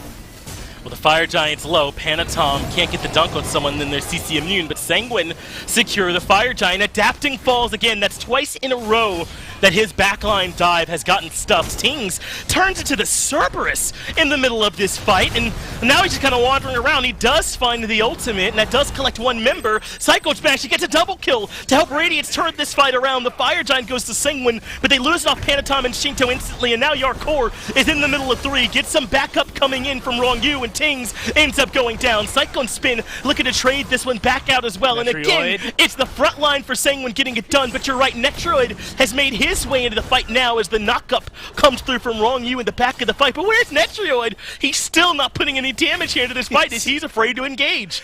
Yeah, he's just a little too low. He can't go into a 1v1, although he's going to try it now. I don't know if this is the call. What? You have to have someone nearby. They unfortunately don't get Cyclone Spin, who right now is maybe my MVP for Radiance, right? He's the one keeping them alive. He's keeping him in it. Looks like they might get something else here, though. Netroid's still low. This is precarious. It is. Netroid now trying to find his last bit of damage until the end of the fight does end up cleaning up that kill onto Aurora on the tail end of this one. How different are these 2 games, though, Gore? The first game, 7 kills through 26 minutes, and now 45 kills in 30 minutes. I mean, the pace could not be more different, and Sanguine have managed to find a way to respond in both games. And both teams have weakened mid-Phoenixes. Both teams have both towers and dual lanes for whatever reason that is. So they're keeping it equal as far as they can. Netroid, though, in a little bit of trouble. Again, if you can kill Cyclone Spin, I think you honestly might just win the game here. And that could be the biggest pick for Sanguine. Netroid is able to escape the damage. Panatom dunks at the back, and now he's stuck around 4 members. Certainly dead in that spot. That wasn't it. Chief and Big Man Tings gets the kill. So now Sanguine are going to defend a little bit here. They've still got Fire Giant on 3 members. Radiance maybe want to think about trying to move somewhere else along this map, clean up those towers you mentioned over in the long lane, perhaps. That'd be the best place to, I think, start leveling things out. You want an easy Titan to kill. Those are the last things that you really need to knock down. The fact that they're still standing, even a tier 1 at 32 minutes, is pretty remarkable. Cyclone Spin, as long as he pushes up a wave, maybe 2 over here, should have an advantage. And there's no Oni Fury that's spawning up. Sanguine's gotten everything that's spawned over there. It's going to be a Primal Fury that comes up next. And both not fires. necessarily a whole lot. And yeah, like you said, both fires as well. 3 of them still have that. It feels like Radiance, again, if you can control Cyclone Spin at the beginning of a fight, which unfortunately does have to mean ignoring someone like Adapting and Big Man Tings, who have regularly been diving onto Shinto, You get rid of that set, that's where a lot of their damage is. I mean, he's 7-3 and 6. Kill him off, then get rid of Tings, and I think the rest of it just becomes an easy domino effect for Sanguine. It's a lot of pieces of the dive here from Radiant, and their staggered engage, where adapting, then Tings, then Cyclone go in, has worked to keep them in this one. It got them onto the Titan and very nearly killed it earlier. They just could not finish the job. As Radiance will take, well, and they'll at least start up this Primal Fury. I don't want to get ahead of myself, as Sanguine are right here to contest this time here, Gord. They're not going to let them take the objective for free. 33 minutes in, and it could be a lot to lose over a Primal Furies. I think both teams elect to start backing up instead. This is a good fight for Sanguine to try and force, just because they still have Fire Giant for 30 seconds. It's only on 3 people, and it's only 30 seconds, but it's more than what Radiants are going to have in that 30 seconds. So you can try to barrel it down. You at least trade out Tier 1 for Tier 1 over here. You're maintaining your gold lead, although, I mean, Finch, again, 33 minutes in, it's only 2,000. It's nothing. It means literally nothing at this point with the builds. It's just the difference of who can sell their boots first. And realistically, that might not make a big swing because you don't have enough gold individually on the side of Sanguine to really buy a next Tier 3 item once you sell them. So even now, I think Radiants are in a brilliant position to keep this going, and Sanguine have to be careful. Well, they are going to be looking to have this late-game team fight near Primal.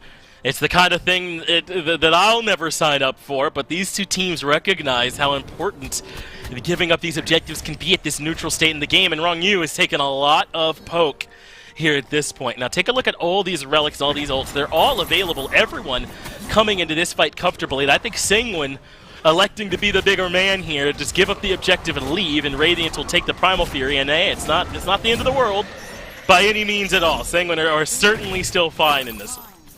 Yeah, at this point, it's not like you're losing a massive gold lead, because again, there isn't a massive gold lead for either squad. So yeah, let them have a little bit. You can then group up for something that's maybe a little more important. You are setting now, not just for the Pyromancer, but Fire Giant, spawning in about 5 seconds. It's going to be able to land, and Aurora has to be over here. You have to have someone who's ready to play defense, because otherwise Sanguine could just walk away with both objectives. Good reset there from Sanguine, and Aurora ends up wasting the ultimate. That ultimate's pretty valuable. I mean, the damage obviously not as impactful now, but the CC immunity he gets right when he's casting it is nice too. And Aurora got to wait a little while till that's up, though. He's got a decent amount of CDR, so not the biggest deal, as Sanguine are all here in Chillingore, ready for this next EFG fight. This could be it, man. This could be everything about this game with the way that this fight goes. Radiance twice have been at the doorstep of victory, and Sanguine twice have forced them away. Can it happen one more time, as Sanguine elect to reset the Fire Giant and maybe let Radiance be the ones pulling it? And they're in a good position right now. Again, it's just watching for silence. Oh, no. But Big Man Teens is getting into the back. Same thing for adapting. That could cause a lot of trouble for Shinto and Netrioid. Yeah, Shinto's already had to use the beads. That was Aurora's aggression that forced it. Panatom dunks adapting, but Rong Yu is the one that's looking hurt. He gets back to safety and chills for a minute as Benji steps forward. Benji gets the pull, but only on a Netroid. Now the wall keeps Benji pinned. The Arcor cannot complete the job by himself, so Sanguine and Radiance both looking to take a reset. I mean, same amount of damage realistically dealt by both teams. I think a little more of a reset necessary from Sanguine. Luckily, Netrioid's reset is literally nothing. It means nothing because of Jingwei's passive. He's going to be back in no time. But they force, again, I think for Radiance, maybe the bigger win because they stop Sanguine from getting that Fire Giant. They're in a position where if you win the fight, you win the game. But realistically, you just need to make sure that this buff isn't taken with ease on the side of Sanguine, because they're going to be willing to start it up willy-nilly every single time. You just have to be in position to get aggressive and get rid of Shinto and Netrioid. They're the two ones on Sanguine to try and break down. Benji's been trying to get back there. Adapting tried to get back there. Sanguine are just playing very reactionary. They recognize the flow of the fight well from Radiance, and they've been reading it so that no one's been able to pressure them out. Cyclone Spin pushing up the mid-wave. Still no beads for Shinto for another 50 seconds as well. But no relics for adapting either if he wants to get involved. Aurora pulls in Yarkor at the start of the fight, who uses the beads, and now he's sitting on top of Tings. Panatom comes in as well, and Aurora might have pulled Death towards his backliner instead of helping. And that is Tings falling early, but in the backline, Sanguine's in trouble too. Wrong Yu shows up though, and Shinto gets the help he needs. Netroid gets his ultimate off in time as well, but Cyclone Spin does complete the kill onto Shinto near the right side of the fight, but adapting too low in the back of the fight and falls. Panatom will join him shortly. Both mid-jungles have been removed, leaving just the ADC in the front lines left to battle on both sides. Netroid has rejoined the fight. He's full HP, and Cyclone Spin is the opposite. He's low and forced to retreat. Another largely even neutral fight here going. Both teams maybe just chilling. Man, I want to say because of Netroid's positioning and specifically his life bar. No with way! Yarkor getting aggressive, he's going to continue chasing this. They might still be able to find Cyclone Spin, although no mana. It's a long call for Yarkor to try and make that one. I almost think they could pressure out the Fire Giant here. Honestly, I think having Jingwei available gives you a little bit more of an advantage, but it looks like instead, again, they'll play it safe, they'll play it patient. It is Sanguine. They're not always going to hold W. And they're in a good position to try and set up for an Oni Fear. A minute away, it's one of their favorites to be able to pick up. I think everyone's favorite, especially 38 minutes into the game to try and scoop. It could change the pace of this game having that pressure across all three lanes. Look at those player damage charts, though. When they were up, Yarkor and Cyclone Spin are separated by not even 1,000 damage. Look at it, man. 500 Wow. across the game is the difference in a King Arthur and a Set. Now, likely, it should be harder for Yarkor to keep up at this point when Set outputs so much more, but that's been the impact that Yarkor has had. Aggro said on the desk that the choice between King Arthur and Cthulhu for Yarkor is really no choice at all. The man is a menace on both picks.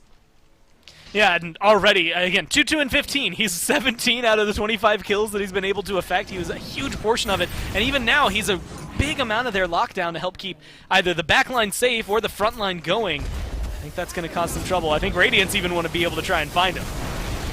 Looks like fire has been reset. Aurora pushing forward as Yarkor's down to half. Panatom goes up. Needs a big dunk. Some of the last ones have not been impactful, but I don't know if there's a valuable one here. He goes for Aurora instead. Dunk lands, but Aurora makes it out of it A-okay. He's low, but certainly still alive and can certainly still fight with his squad. Sanguine, on the other hand, are completely retreating at this point. Yarkor, Wrong Yu, and Panatom all hurt. Well, look at Cyclone Spin, though. He's over here. I was expecting him to maybe try and start up the Fury, but it looks like instead it forced Wrong Yu to ult. They're going to be trying to go in over here. They might be able to find a pick if they position this properly. They end up landing right near the Fury, perhaps thinking that they had to get there quickly to defend, but no such need for alarm. Now Benji blinks in, looking for Netroid, who is able to dash out of there. Stygian Torment collects Netroid, but he has the beads to get himself out of there, but Cyclone Spin punishes him on the back of it. Netroid has fallen already, and Radiance are heavily favored at this point, with Sanguine's health bars looking so low. Sanguine are on the retreat, but Cyclone Spin leaps in. The stun comes through to stop the rampage. The wall there too, but adapting over the wall gets rid of Panatom, and now with the 5v3 advantage, Radiance are right outside the base of Sanguine. No way that Sanguine can do it for the third time. 40.5 minutes into this game, but Radiance retreat. They're not going to try to all in and take the Titan this time. Radiance going to happily just leave with their Phoenix. Look, if it wasn't for Cyclone Spin, this game would have been over for Sanguine 20 minutes ago, right? I feel like it's almost all on this set right now. I mean, he's 9-3 and 7, and we've seen a lot out of Big Man Tings, a lot of good picks between him and Adapting that have been impactful, a lot of good plays from Aurora and Benji that have kept set things up. But realistically, it's Cyclone Spin's just mad lad performance right now on this set that's really enabling them. It's all up to this Fire Giant. Radiance will take the FG. Sanguine got to be careful. There's only 3 of them, and Stygian Torment and the Boulder don't find much. Wrong Yu uses his ultimate to reposition, and Sanguine are now safe. Radiance give up the chase, but they've got fire minions barreling down in mid, and only one more tier 2 tower to worry about, or maybe Radiance are finally back in the position where they could put this game to bed. Yeah, they'll get an Oni Fury, like you said, 1 tier 2 to deal with, although minion pressure on left and right in favor of Sanguine, so they're going to have to clear up some of these waves to really dive deep. Although, at this point, Aurora and Benji probably don't care about the damage that a tier 2 is going to deal to them. It does just open up Sanguine, though, for, again, a window of opportunity. Maybe just a small one, but something that they could turn against Radiance. So I like the call to slow it down. And honestly, if I'm Radiance, even with a full Deicide, I'm a little nervous going into that Titan room. It's one thing to go in there, fail once, but to go in there and fail twice, Unless they are dead for a minute each, you're still a little timid. Even if they have 30 seconds out before anyone respawns, I think you're a little worried running in there. Maybe relieved at that point that you finally get to end it. Because like you said, now 52 kills in the 42 minutes of play. And a lot of it has been this constant push and pull, I would say. Panatom, depending on where his ults go, but it's Shinto versus Cyclone Spin, right? If Shinto stays alive and his damage is applied, it's incredibly solid and helpful for the team. But Cyclone Spin is typically, so far, getting into the backline, decimating Panatom and Netrioid, and causing a lot of trouble. And Netrioid, like, it kind of, I guess, in the one-on-one, hasn't really been doing too much in comparison. I mean, he's 2, 4, and 9, part of 11 of the kills, less than half of them. And in a lot of the moments where we've kind of expected him to go big, him to be, you know, the one to pop off next, he just hasn't. And so I'm wondering where this Jingwei is going to be in this next fight. I could certainly use some additional value from Netrioid or from either jungler. They've both struggled this game as well as Aurora's in the backline. Wrong takes a ton of damage. Driving Strike puts him in a bad spot, and the Titan now taking damage from the few minions that have made their way in. But Panatom dunks in the Cyclone Spin. I think he's right to rethink that one. I don't know if he loves that fight, but Yarkor has grabbed Cyclone Spin, and Shinto gets the kill, and that's huge. Cyclone Spin's been everything for Radiant, and Sangwon got rid of him early this time. It took a lot of ults, but they have removed the set from the equation. Two-man wall comes through. Wrong U locks down one more member. Benji does pick up one with the Stygian Torment, but now Benji is low. Yarkor gets another. In comes the ultimate from adapting into the backline, and Big Man Tings is able to get rid of Panatom early, and Yarkor and Wrong U are both low, but Tings can't get any more damage off. Sangwon collect one more kill, and now it's just Adapting and Aurora still standing, and Adapting is on the retreat. Aurora the only one still back, and now the CC is there. The boulder can't connect, and Netrioid gets the first kill of the fight for Sangwon, and now they got the 4 for 1. Oh, but look at the fire minions, look at the damage. Even with minute-long timers, you can't go down to deal with the Titan. You're still locked away right here, having to now deal with fire minions on right as well. Oni minions over here and left. Yeah, it's going to be a lot of experience, which I guess at this point doesn't mean too much for him. But either way, it's going to be a lot, I think, for Sangwon to handle, that even though you have 70-second respawn timers, at least that's what I saw there for Cyclone Spin, you're not able to get a win. That's ridiculous, I think, to be at any point for them. And unfortunate that they weren't able to get as clean a win as they needed. Honestly, even trying to pressure out this mid Phoenix is a little questionable with all of those fire minions over there on right. This is going to be difficult for them, but Sangwon are trying to burn down this mid-Phoenix quickly while they have the opportunity. Adapting, looking for the ultimate to get to the backline. He wants to get rid of Netrioid, and he gets brought along for the ride. Adapting ends up getting the kill on the Netrioid, but he dies as well. But he defends that middle Phoenix. Sangwon didn't have enough damage to get rid of it, and now Panatom gets back in time to stop a big minion wave from getting to their Titan. That's to stop Wave 1 and Wave 2, and honestly, you might as well stick around for Wave 3, because it's not far off from the base. It is just dangerous, I think, if you are Sangwon right now, to try and leave your Titan room in a way that feels very confident, especially with 4 members alive on Radiance. And, you know, I'm going to roll back to what you were saying earlier. Now with the Phoenix down, let's see Big Man Tings transform into the Horus. Go in, maybe drop ship, maybe wait for Adapting for all of it. But either way, you can potentially try to backdoor this and force an awkward fight out of Sangwon where they just don't know where it's going. Tings is making the play onto Panatom in the right lane, very nearly has gotten the solo. Panatom turns it around. Tings got to sit down because Panatom is showing up, and now Yarkor has collected Aurora in the back of the fight. Thorns gets him out of there. They don't have the damage, but Wrong U says no. Stun. Dash in for the stun, the knock up there as well, and Shinto collects the second, and Adapting still on the kill cooldown, still waiting to respawn, as now Benji's stuck in the middle of everybody with nowhere for him to go. He has the leap, but Sangwon are keeping up the chase. They got the doggo locked down and potentially a chance for another kill. Shinto on the killing spree, and Panatom gonna lead the rest of the chase.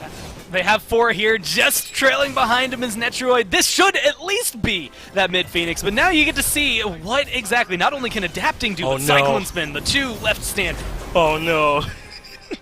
Nothing Adapting can do there. He gets blown up right away, and Sangwon with the 5v1 advantage have to race minions? because there's fire minions on their own Titan. They gotta hurry, so they barrel into the Titan room, and their Titan barely clings to life, but they're doing so much damage. They get the deicide at the tail end of it, and they win the race. Sangwon, 47 minutes on the clock, are able to find the win. Finch, Let's go through that roller coaster of a game real fast. Radiant start off. I mean, already we're off to a great start because there's a ton of kills. They get a massive lead. Go rush down mid Phoenix. Go into the Titan room. Lose right there with a sliver of health on that Titan. They leave. Tiny. Within the next 5 minutes, they come back for round 2, and they don't get it a second time. I feel like that is just a bad omen. There's always that phrase, right? Like, third time's a charm, and that's what you have to keep going for them. Even at the end there, the only thing going through my mind is that Cyclone Spin has 2 competitive pentas. Maybe it's time for his third to put it on the list, right? To get a defense. I think it's just unfortunate for them because they did a lot of work, but then they just got staggered too much. At the last 5 minutes, I don't know if we got to really see Radiance with 5 people strong, and unfortunately Sanguine, they just took advantage of that. Didn't quite work for them. Radiant still in that slump, and Sanguine continuing to bounce back. That is it for set 1, but we'll break that down and get the post-game interview after this quick break.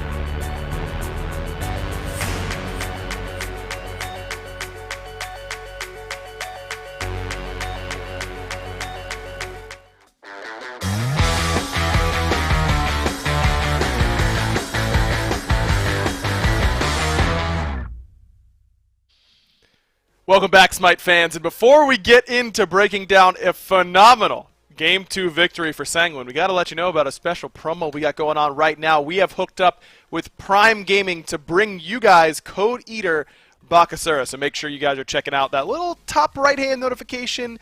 Make sure you're checking out those offers. We are in there. You can also get more information by typing !Prime in the chat. Make sure you're claiming that skin before it goes away, because if you're going to be forced into playing Bakasura because you got him in Assault, you might as well be looking good, because no one would ever pick Bakasura by their own right, I assume, if you're cool, like I am. Mifflin, maybe not so much.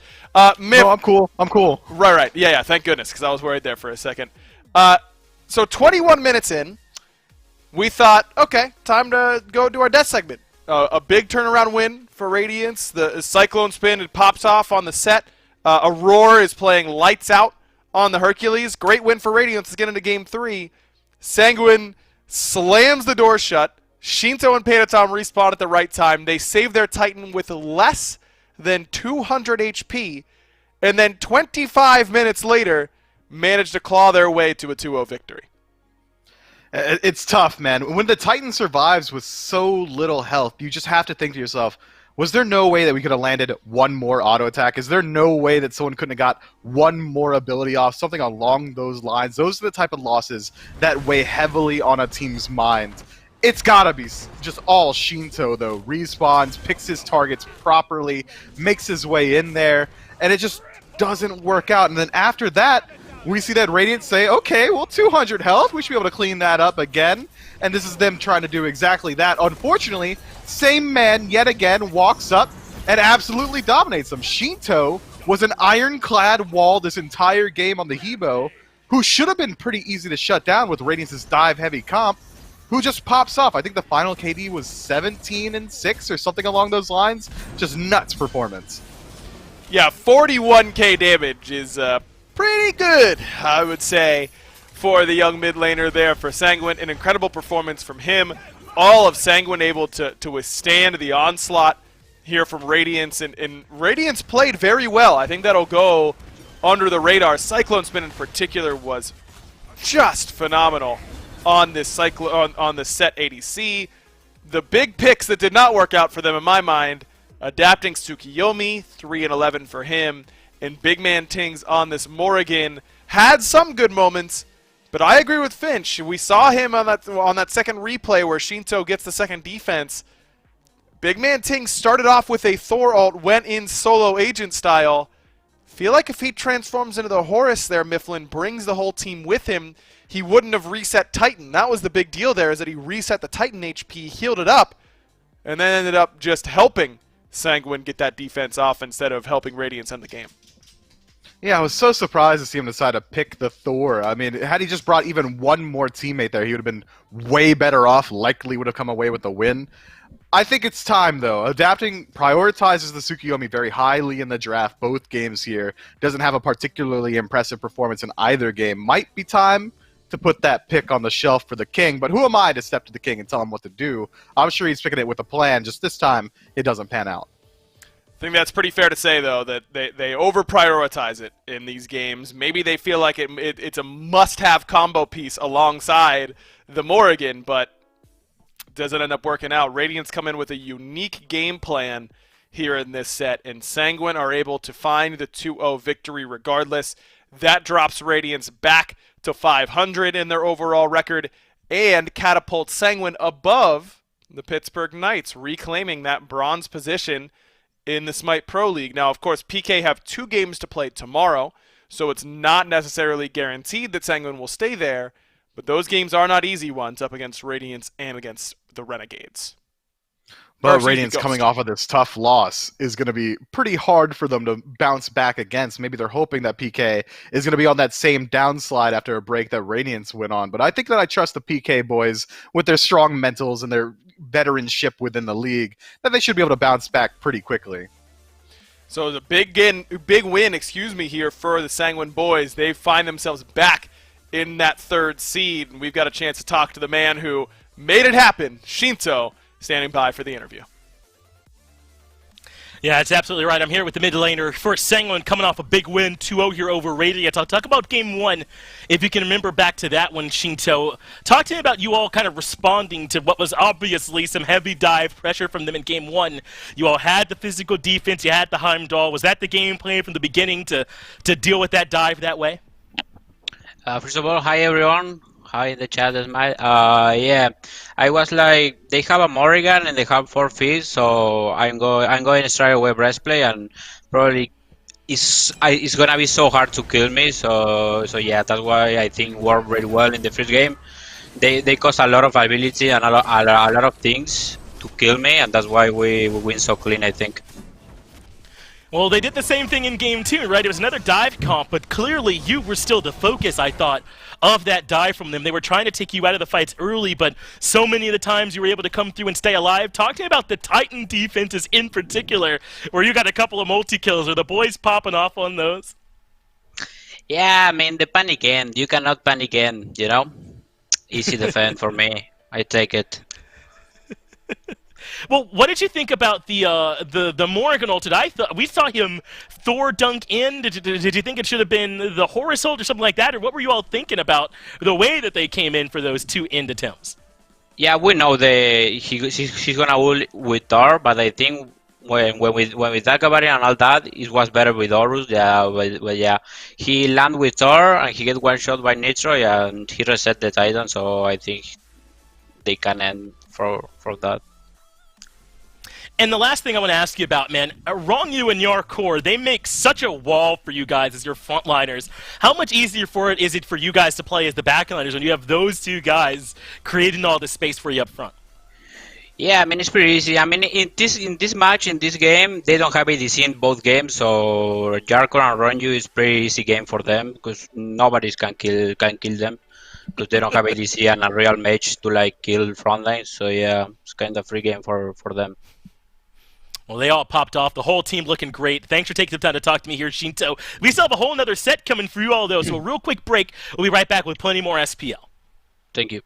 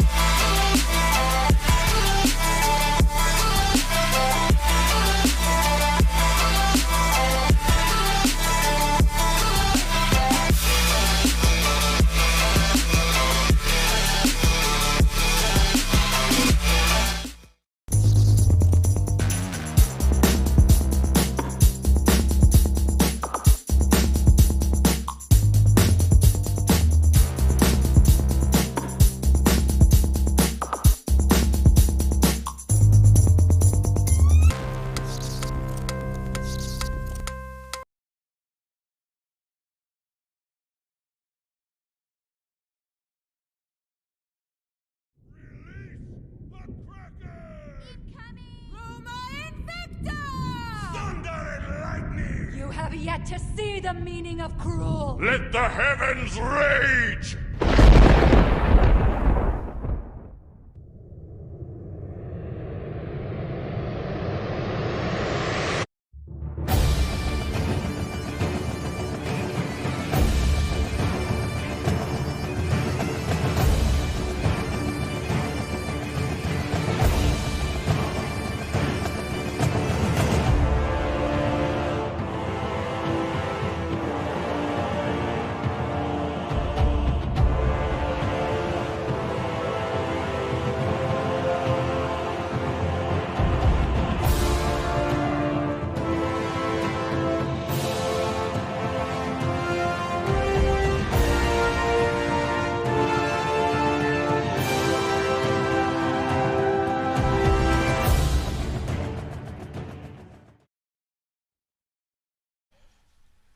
Welcome back to the SPL SMITE fans. Finch here, and as usual, we have partnered up with Maxonomic to bring you these sick chairs like the one that I'm sitting in. I know y'all can't see it super clearly, but it's as comfortable as we always make it sound like. And if you are in the market, if you are on the hunt for a new chair, then this is a great one to pick up. It comes branded with all your favorite SMITE stuff, all the rolls going alongside the back of it, as you can see there, so you can show off one of your favorite games that you have always been a part of here with us. You also get the exclusive in-game award skin when you pick this one up as well. So hey, can't think of any good reason why you wouldn't do it if you are in the market for a brand new chair. Now, I am on the desk here with Gore the same way that I was on the cast with Gore, so you know it's going to be an easy day for me when I get to ride along in the Gore backpack. And Gore, this next set that we're going up against here, we're about to watch here, is SSG against Obey. On paper, I think a bit of a mismatch, but one where I think Obey has a chance to certainly surprise us here and show us what they've been working on lately.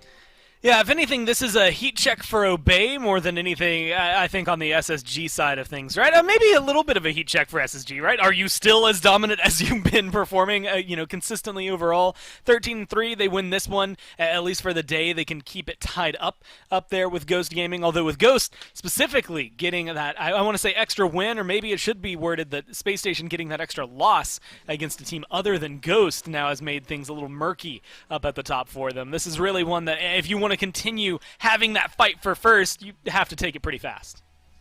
I think this is one where you'd be expected to win if you're SSG, but Obey have caused some problems for some top teams in the past. They do often play through Sino in the jungle, but this is a multifaceted team that will play things you do not expect. When Inbound is on form, that is trouble for you out of the support role as well, because he can cause all kinds of problems for you. This is a team that when they're clicking, they can be tough to beat.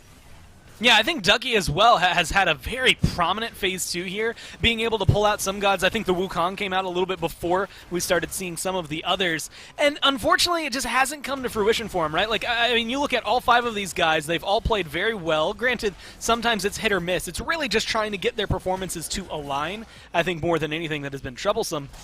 And, Finch, we talk a lot about win streaks. You look at Ghost, 7-game win streak. You look at PK, they were on a 5-set win streak after they took that break, or I guess before they took that break. Obey is kind of on the opposite side, though. They're trying to break a loss streak. Right now they've had 5 sets in a row that have just not gone their way. The last time they won was way back in Week 8 up against Radiance, nonetheless. So, I mean, they got a win against a very strong team, maybe not at their strongest in their form, but they've showcased that they can do it and can play upset. It's, again, just doing it more consistently than what they've been able to.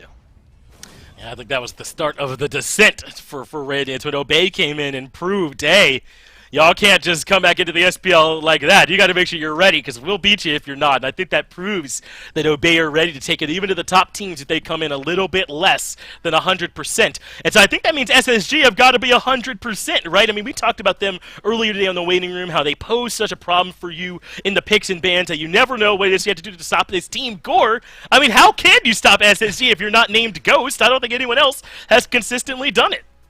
Yeah, I mean, if you're lucky you're the Knights and you're able to. I mean, they were on a hot streak. They show up. It still takes them 3 games to be able to get a win against SSG, but they're the only ones who have been able to do it. And honestly, you go back and watch it, and it's just, you have to play at a different level. You have to play a different game of Smite than you play against literally anybody else in the league, Ghost included. And we had talked about this, you had highlighted on the waiting room, but what other team has the most unique bans than SSG? I mean, everybody else you're banning mostly meta, anything. But when it comes down to SSG, you're banning out Dardes. Oh, well, you didn't ban out Nika? Great, he's on Amaterasu. Good luck dealing with that. Oh, Cherio can play quite literally any god that he wants to, even Athena in the jungle if he so chooses.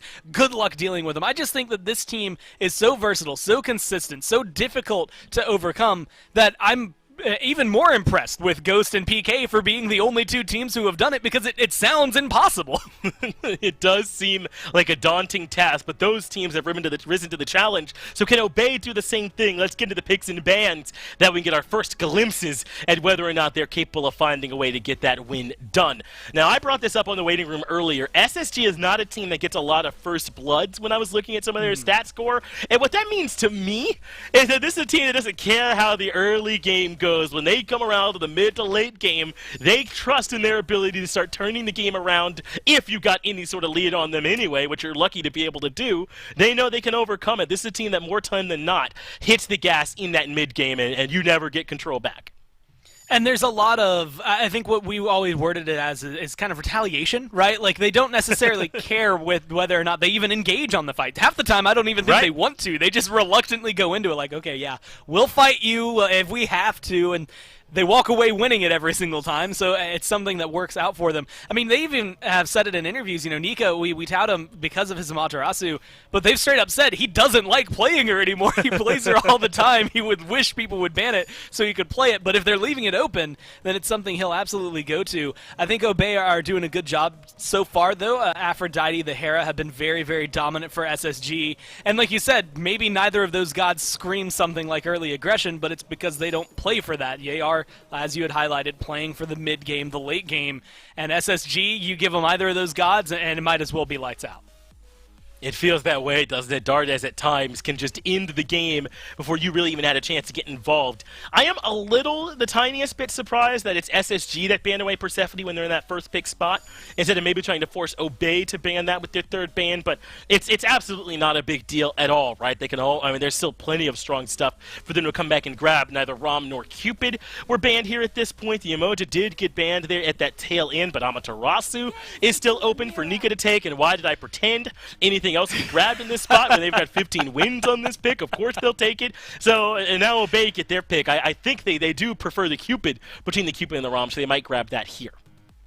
I mean, that is, about as much as you could ask for him, right? Amaterasu's open, cool, we'll take it. I feel like the Persephone Yamoja are banned just because they don't want to have to juggle which one of the three they want to pick up first, right? Especially if Obey picked up the other two. Although, I will say, there's that line, we were talking about it earlier and hinted about it, but we haven't seen Obey with a great Yamoja. I feel like that's a ban that you don't have to worry too much about. The times they picked it up, I believe they lost with it straight up for Obey, so you could actually probably play around with that and end up with an Amaterasu and a Yamoja if you're really lucky, and that really does, I think, maybe fall into more of what Raffer wants to play. Where are you going to throw him to? Because he hasn't necessarily been the most prolific Yamoja, mainly because we don't get to see him on it that often, so I don't have a lot of at least, mental immediate recaps of seeing Raffer run this. Meanwhile, give him something like Ganesha, you were going back to talking about that early game pressure.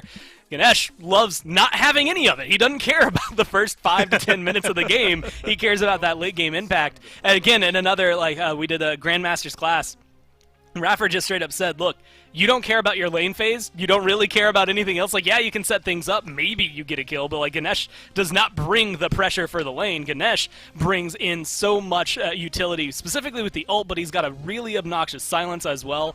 I really like this draft because it feels like SSG.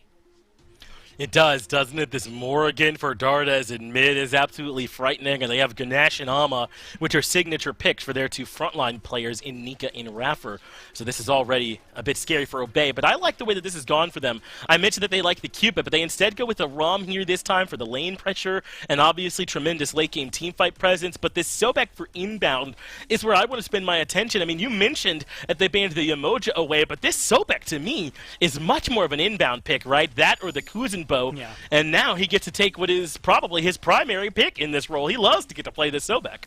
And I actually think that's where this Ganesh comes in, because Sobek, I mean, you go in, you get a pluck, it's already going to be devastating. But before it connects, if a silence comes out, now you're just out of position. You come through. Maybe you successfully get the pluck, but then you go in and, for either a sickling strike or you go for the tailspin and to get a knock-up. Ganesh just stops you, and now you're dead in the water back there. I think there's a lot of control that comes over there, and it feels like it's a way to handle the aggression Obey are maybe looking to bring into that duo lane with the Sobek. Especially with the ROM early on, you can imagine the pressure is definitely going to be in favor of Obey. So it feels like this Ganesh is more just damage control to try and deal with what is going to be an obnoxiously strong early duo lane from Obey.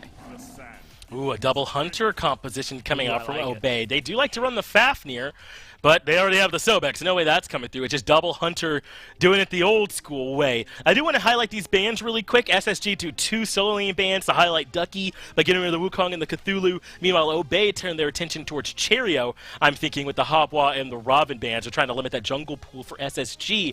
And I do wonder where Ducky's going to go over in that solo lane with Ama gone, with Wukong and Cthulhu gone. I imagine we'll be seeing him on the King Arthur at the end of all this, which is certainly still something Ducky can be impactful on. Yeah, the one thing is Ducky brings, I think, that no other solo laner brings as much, but he's been very flexible. Granted, they haven't got a lot of wins with him, but we've seen him play Bologna, Kakulin. We see him flex onto the King Arthur that you had highlighted. He's played the Cerberus. He's played Achilles over there, I believe. Like, he is more than willing to flex around to whatever they need. The thing that's kind of catching me off guard, I guess, is the Cthulhu. They pick it up decently often there, 5 times total this phase for Obey, but I don't know if that's really one of those picks that, at least to me, screams Ducky as much as some of the others.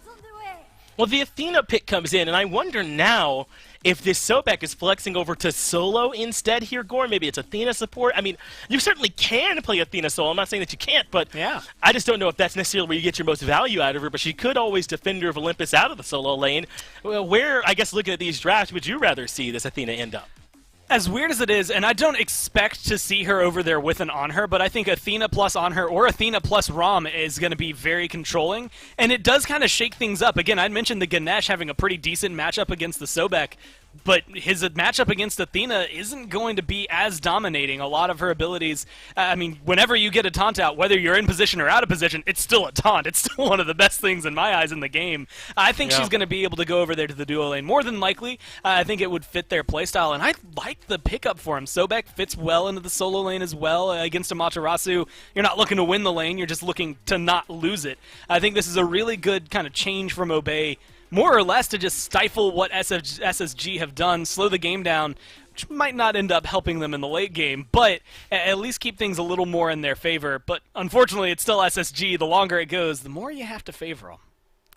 I agree, man. This SSG team in the mid to late game just get better and better. But I wonder if this was the plan from Obey with this Sobek from the beginning to see if they could bait some more solo lane bans out and maybe make things a little bit easier in that middle lane there for Wolfie, which I imagine he'll be taking this on her there. So double Hunter as the backline damage. They'll be trying to hit these targets that the Athena has taunted and that the Sobek has plucked. Ideally, the target should be getting served up for this backline for Obey as long as things all go according to plan. We'll see how this all ends up getting used, though, Goremizer. Game number 1 about to kick off. Thank you, Finch and Gore, Aggro and Miff, bringing you game number 1 between Space Station Gaming and Obey.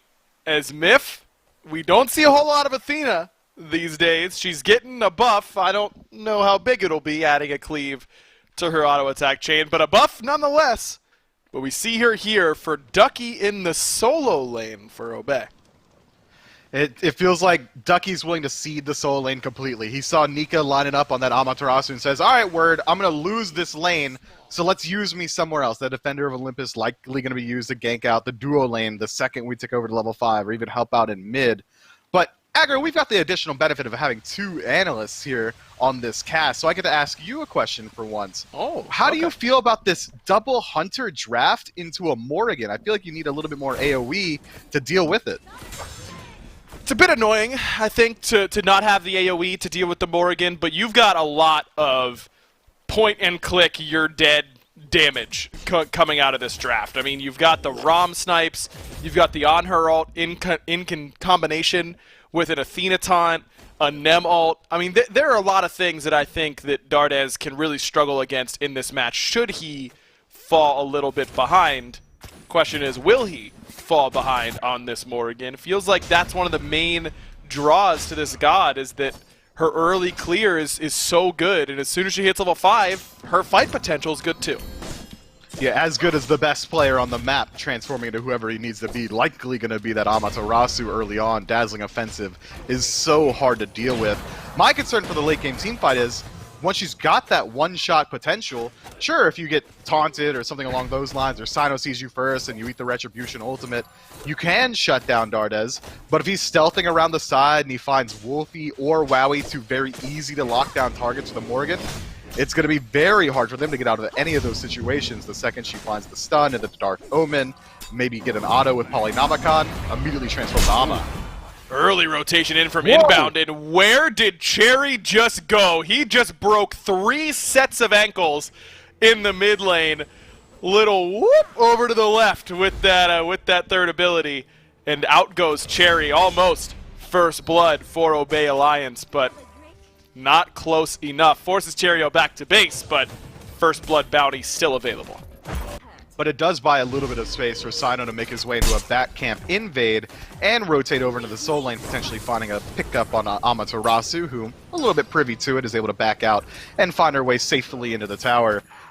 I think that Obey are doing a good job so far, seeing that these early rotations coming through, they know that they're looking to exploit the early game and try and win out before Dardes comes online, before Cherio can get these huge Typhoon ultimates. And I'd like this early pathing from inbound, just trying to get involved wherever he can, because he's got a pretty bad matchup into the Jing Wei. If he plucks her, she'll just dash on out of it. Not a lot of kill potential. Pretty difficult to punish her even pre-5, so I agree, heading mid seems like a much better use of inbound's time in this game. I think the big key for me in this one, Miff, is how well Wolfie is going to be able to execute against Dardes on Dardes' signature pick. Last year, Dardes single-handedly brought on her into the meta in mid and made it look unbeatable. Now, he's not playing it as much these days, though I suppose that we could probably see that coming from him soon based on the recent on-her buffs. Does Wolfie strike you as the type of player to really excel at this pick, though? Because when I think of what Wolfie wants to do, it's often team fight centric gods that he usually likes to build a little bit of defense on. That's not really what On Her is going to bring to the table. Yeah, when I think of On Her mid, I'm thinking early aggression, take fights to your enemy while you're hitting harder than they are, and that's not something that strikes me as Wolfie's playstyle. It's more so along the lines of what someone like Captain Twig is looking to do. But already we're seeing that the willingness to jump in is there. Maybe he's been practicing this pick a lot, but jumping into a tower line at level 2 takes a little bit of cojones, if you will, and Wolfie absolutely did it there. So I think that he can look for it, but he's already missing his opportunity to shut down this Morrigan. Dardes pulls 1 level ahead already, and a lot of that kill potential is lost the second he gets that ultimate online transform into Sobek if you have to, and just use lurking in the water to escape out of any situation. I think if Dardes chooses to, he could just farm safely for the rest of the game, and that's something that SSG has shown a propensity for wanting to do. Wouldn't surprise me either to see Dardes even transform into the Honor now that he's level 5 and get use of that Desert Fury ultimate. He's looked so good on that pick in the past. Really would not surprise me. We've seen him transform into Hera when the enemy team has taken it away from him. You cannot keep this guy off the picks he wants to play, because if you pick them, he'll just take Morrigan and he'll get to play them either way. It's as if it wasn't hard enough to play against this SSG team. Something that Finch said on the SPL waiting room, as I'm assuming everyone in chat watched, it's live every Friday right before the SPL starts, is that SSG is actually very, very low on First Bloods. They do not get a lot of First Bloods in their games, but obviously it hasn't hurt them too much. They are number 2 by far above everybody else besides Ghost in the SPL right now. So this pace doesn't really surprise me. This feels like the type of game SSG likes to play. Yeah, I think the lack of First Bloods for SSG can almost be directly tied to Raffer. He doesn't play those traditional aggressive supports that we're used to seeing. Instead, he's more Sobek, Ganesh, Khepri, occasionally the Geb. It's a very defensive play style. I think that SSG is one of the few hangovers from a bygone era where we had that SPL split between North America and Europe. SSG certainly still playing that European style, very willing to wait it out, play passively. Potentially the best counterpunchers in the league. And I think that they play to their strengths incredibly well. They play whatever draft they have really well on the day of. I like what we're seeing from them so far as well. Obey trying very hard to set the pace. And again, SSG very happy to sit back and farm. Inbound's going to pay Vote a visit, but don't think this is going to cause the Hunter too much concern, though. Wowie's actually pumping pretty solid damage. In fact, Vote's going to have to commit. He goes in with that airstrike as Cherio has joined him, but the snipes won't land. Inbound still claims first blood with that lurking in the waters. Cherio looking to get some revenge onto Wowie. He's going to get it with help from Dardes, but a great pluck from Inbound. Secures the other kill. Dardes, what do you know, transforms into the On Her, but not enough accuracy with that Desert Fury. Dardes will fall 3-1 Obey early on. I love the call from Dardes to transform into the On Her. It's the best way to find that kill without having to commit yourself under the tower. Had he decided to be the Nika Amaterasu, he would have to commit himself, and he decided to turn into Cherio. He might have actually had a little bit of a better shot with a Typhoon, maybe worried about the damage output, but a fantastic counter rotation from Obey. Heads up play from Inbound, who's playing incredibly well to find those plucks in the tower as well. Just kind of routed SSG. They get a little bit overzealous in the early game, going for that dive, and get absolutely punished for it.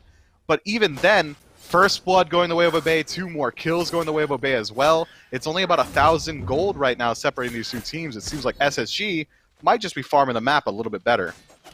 And the rotation from Ducky using his ultimate costs him nearly nothing. He teleports back to the right-hand side. Nika wasn't able to get blue buff. That hadn't spawned. Nika didn't even get Totem of Coup while Ducky was in the duo lane. So no pressure lost by this Athena over here in solo in order to get himself an assist and make sure that fight goes Obey's way. Great start for the Chaos side. 1-0 and 1 now for Wolfie in the mid lane. Getting an early lead on this On Her could be critical to making sure that Obey can keep this snowball going. But take a peek at Nika's build, already making an adjustment early on to deal with this Athena, who has to largely use the dash to clear out waves. Now immediately going to the Frostbound is Amaterasu. If you dash the wave, all of a sudden you're probably going to be trading out 20 to 30% of your HP bar every single time. Athena likely not too worried about it. Should be able to go back to base or ult into lane whenever she needs to. But she's going to have to think a little bit longer on whether or not she wants to commit her body to deal with these waves, especially contending with the sustain that Amaterasu brings for herself. Not going to be easy, and I imagine Ducky now will start holding the dash, because if you don't, you're going to take a lot of your HP, as you highlighted. Inbound on the receiving end of some poke here in mid, but that's trying to buy space. Gold Fury getting low. Desert Fury already used it. Obey will secure it. Ducky here just to make sure that it goes Obey's way. No problem for Obey Alliance. It costs them 4 ultimates in order to get that Gold Fury, but objective goes their way.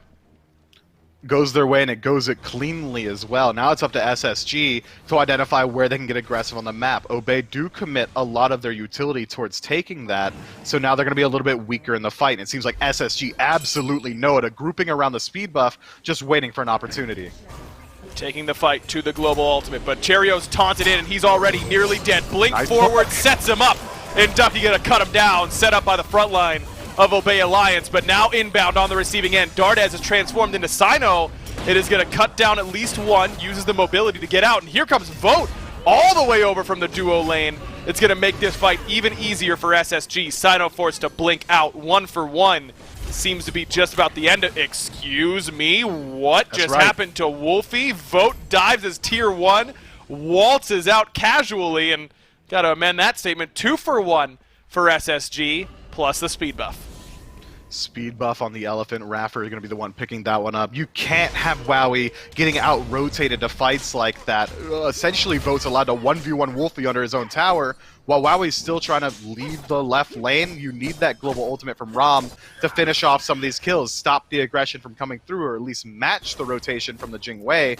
Unfortunately, this time around, it's Vote who gets there first to his own enemy side of the jungle.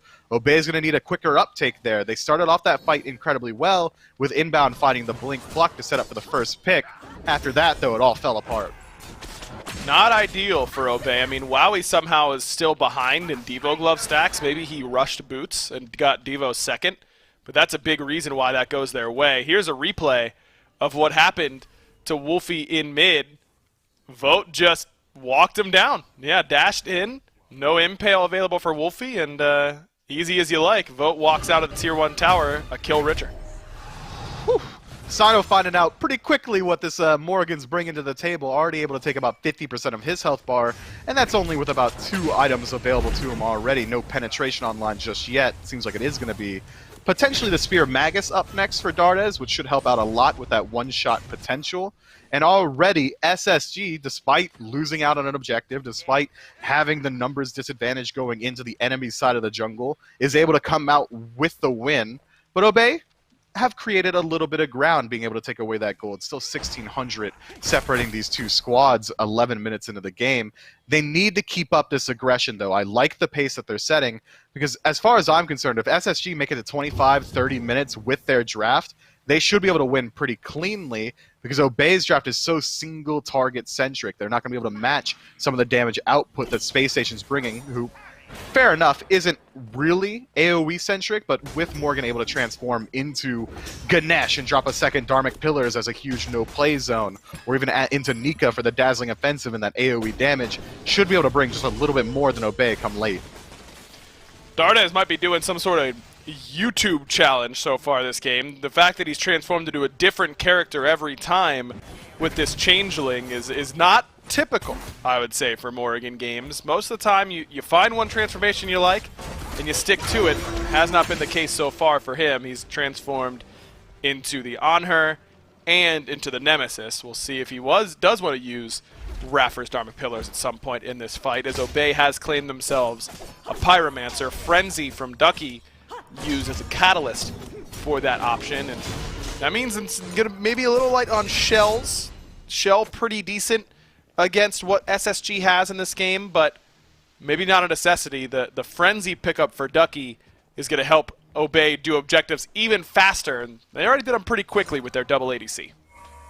But if Dardes does decide to go for the Polynomicon one-shot Morrigan build, they would have been very happy to have some additional shells, able to get them out of some of those sticky situations. That Frenzy is helping out. Makes me feel like Ducky's almost playing as a secondary support role, not even really going a bruiser path with this build, instead immediately going to the Breastplate of Valor and then a Stone of Gaia on the tail end, going to be largely committing himself to initiating the fights, which should allow Inbound to play a little bit further back in the engagements and play Peel for his double Hunters, which is an interesting strategy. How well it pans out, we'll have to see as those team fights roll around, probably around this Oni Fury as it respawns in the next 10 seconds. Obey already posturing on this side of the map.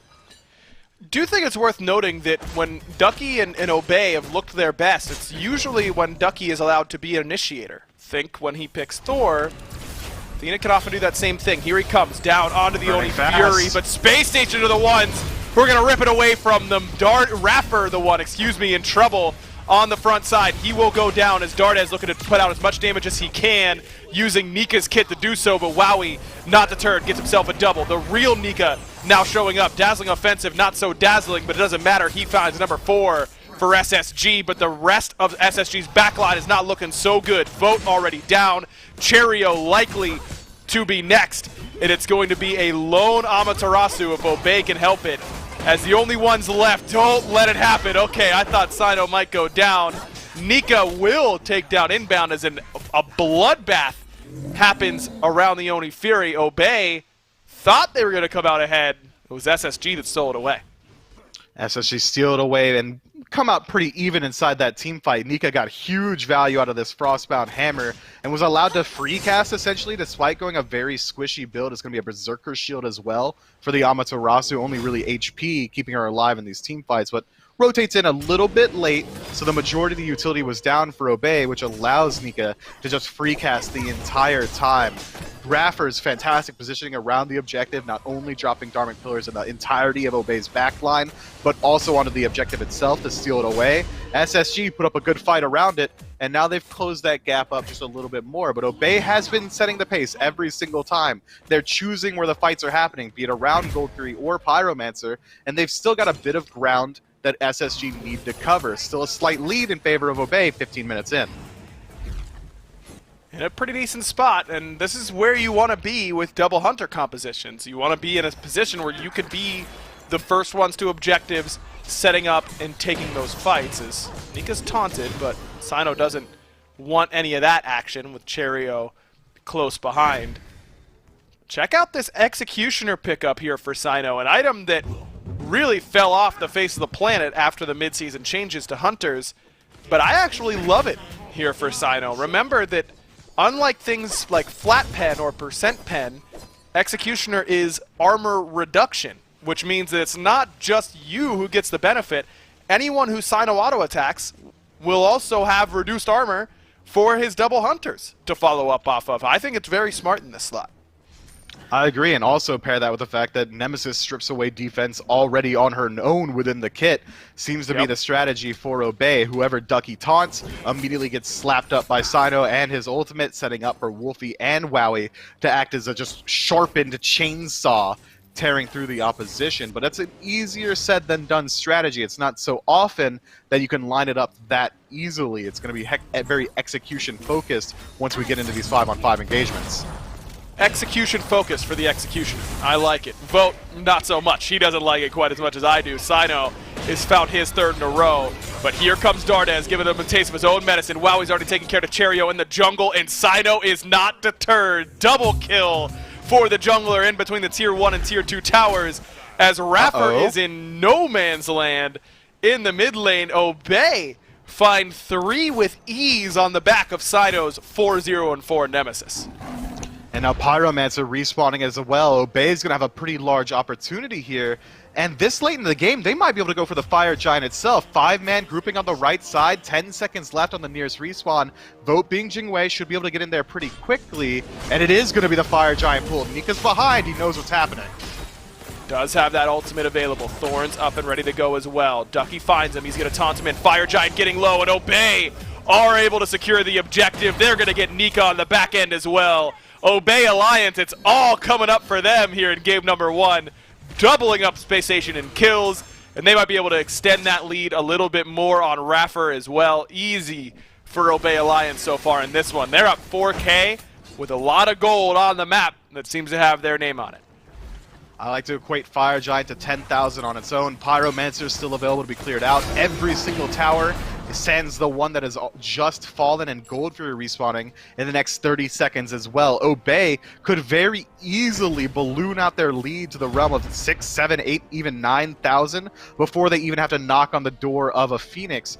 But it's up to SSG how they want to put up their defense, whether or not they want to defend around this objective. I doubt they group up on a Tier 1. They really shouldn't move into the Gold Fury itself, but putting up a soft defense at least on the Tier 2s with the relative safety of their draft should be pretty easy. If not to stop Obey, at least slow them down.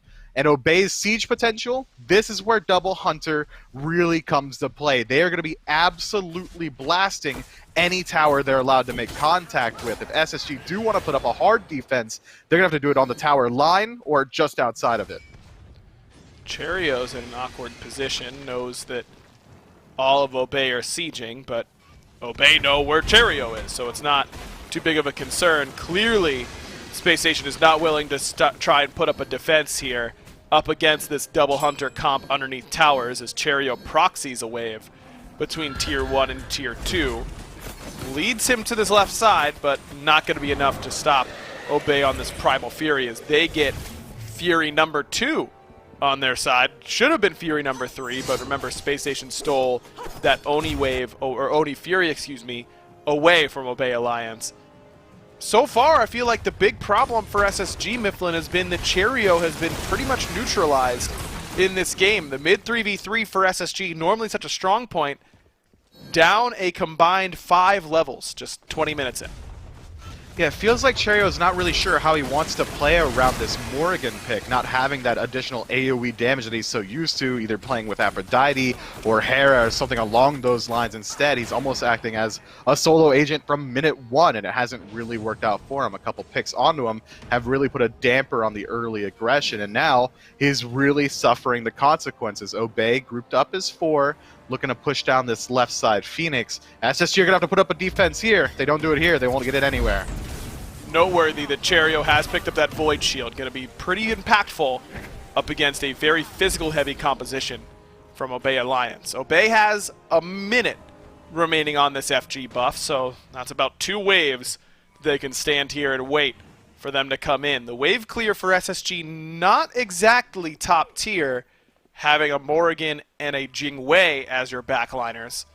So Obey might be able to do a little bit of chip work on this first one. 3-2 is the split. Inbound tanking up for Sido. As Sido's going for kills. He's looking for Dardes. Good relic usage though. Gets Dardes out. Now he's going to try and flip the script around. Good heal coming as well.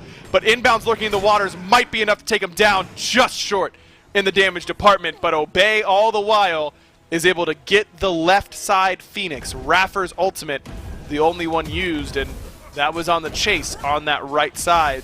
Obey Alliance get at least one thing they came for, and that's the far side Phoenix.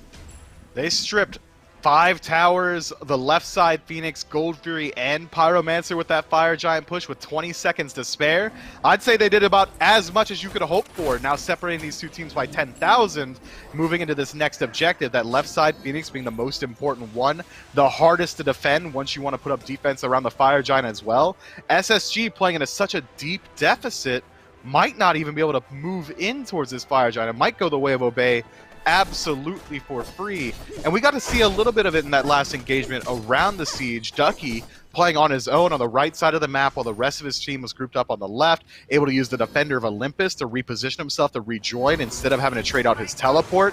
That's an interesting usage of the god in the role that you don't get to see too often. I'm loving this playstyle from Obey, and this is something that they always do. They come in with these unique identities every single week, be it the Erlang Shen Ra matchup together, going for these long-range snipes, now this double hunter lineup as well.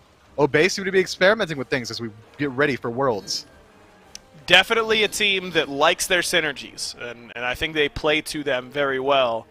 It's a matter of doing them consistently enough to make it work. They certainly have here in game number 1. They've played great so far in this one. As Fire Giant respawns, SSG have pushed that Fire Wave up past the tier 1 and left, but that's about it. Inbound a little bit wide on the pluck, and that'll cost him his ultimate. Did get the beads from Nika, so not a complete loss.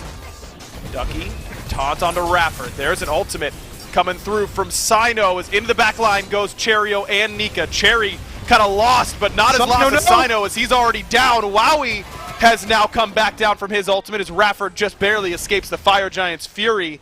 Dardes, Nika vote, still surging forward. Dardes closes the gap onto Wowie and finds the kill onto the enemy Rom. All of a sudden, what has happened to Obey Alliance? They were up. They had gotten the Phoenix. And Space Station just absolutely crushed their dreams in that team fight. 4-0. In Mifflin, it wasn't even that close. Not particularly. You're right. It wasn't.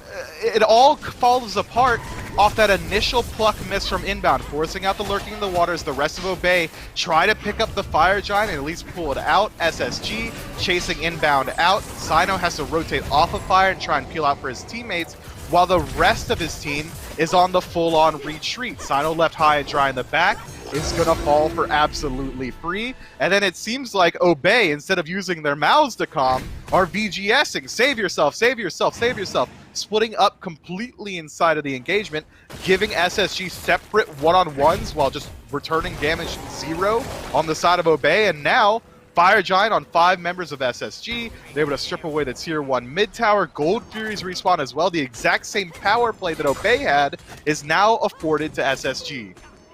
I just can't believe it was that easy for SSG. I mean, they hadn't won a team fight all game. They're down 8K. Left side of Phoenix is down, and they somehow win it. Unbelievable. Gold Fury goes Obey's way. They clearly are not too scared, but maybe they should be. That is a fat Dharmic Pillars coming from Raffer, and it's going to cost Ducky his life. Nika is able to get that, but that is all because of Raffer's ultimate. You want to talk about value out of a Ganesh ult, there is the poster child for that. Now SSG have a 5-on-4, but they've got to send someone back, and it'll be Cherio to defend this left side Phoenix that has just respawned. See, this is exactly what I was worried about for Obey's draft. If one singular piece falls, if Ducky's dead, all of a sudden your engage is tarnished. You don't have any way to get huge value out of the Executioner or the double ADC. If Inbound gets caught out of position, All of a sudden, your backline peel doesn't exist anymore. You don't have the AoE damage to peel out for him because you're running a double Hunter draft. One misplay for Obey completely closes up this game. Now, only 2,000 gold separating these two teams at 25 minutes is nothing, but there's still a lot of neutral gold available on the map, and 2 minutes left on this Fire Giant push means that SSG could very easily come away with a Phoenix. It also feels like that was the first real 5-on-5 brawl where both teams were, it was a little bit more Civil War style, just standing across a field at one another and staring each other down until it was time to go.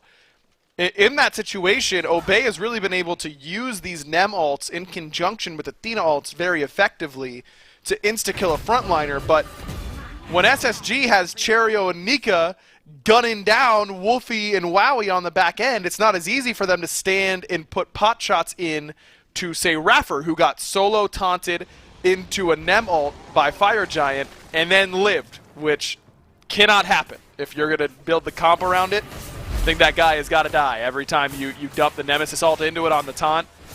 Not the case for Obey that time around. Here we go again. Taunt on the Nika. A little bit of damage onto him, but Nika holds on to the relics. Neither beads nor thorns used while under siege. Now only a minute left as Ducky reprises once again. This time it's a blink forward from inbound, and everyone turns to help onto the Crocodile. Cherio's Typhoon knocks up 4 and does a bunch of damage, and Dardez sees the sign to get going. Dazzling Offensive gonna try and stun out Ducky and isolate him from the squad, but that is one tanky solo laner. He's still standing. Now it's Nika's turn to go into the back line, and finally Ducky falls to the hand of Dardez. Obey has been on the run for the last 10 seconds in Space Station Gaming, and so shows no signs of letting up. Left side Phoenix, now theirs on their side of the map. Inbound steps up a little bit too far, gets caught out by the CC. Not enough follow-up to put him down here, but a huge pull from Cherio! Cherio just decided he was done. He didn't want to play anymore. He was sick of this game, number 1, and so he's going to blink forward, pull in 2, and end the game for Space Station Gaming. It looked good for Obey Alliance, but it didn't last for long. Space Station Gaming in 28 minutes, or just short of it, are able to take game 1. Whew. Obey, man, it was a toothy, gritty way to climb your way to a lead, taking scrappy engagements around Fire Giant, Pyro, Gold Fury, and they were able to control those neutral objectives very well in the early, which was afforded to them by the huge DPS that their draft brought. But the second the team phase rolls around, one misplay, you said it was like a civil war where they lined up against each other. Inbound lined up on the wrong side of the map. He's standing over next to the SSG boys. He needed to be next to Wowie, next to his ADCs. And it just doesn't work out for him there. And SSG, one misplay is all it takes. When you're playing against the best, you got to play perfect. We said SSG is slow to start, but they are the fastest team from 0 to 60. I don't think there's any doubt in my mind about that. They went well past 60 in that one, in terms of the speed at the very least. They turned it around, win game 1 quickly. We'll see what adjustments Obey Alliance makes in game number 2 right on the other side of this break.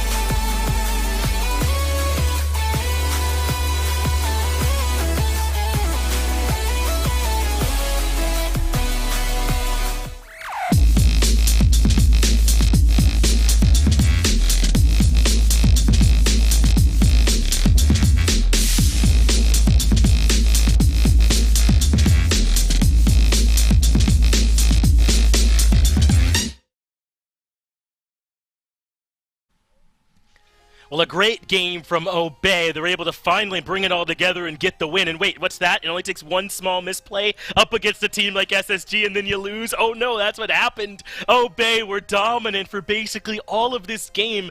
Up 7,000 gold, left side Phoenix down. And one small mistake near the FG core, and this one gets away from them. Absolutely brutal. But that's what it's like when you're playing up against the best of the best, man. They do not give you a lot of room for errors.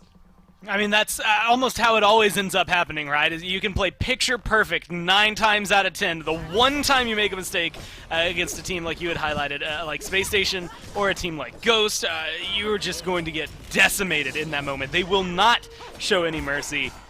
And that was just one of those moments, and it sucks, man. They had such a good, I was actually talking to you about it.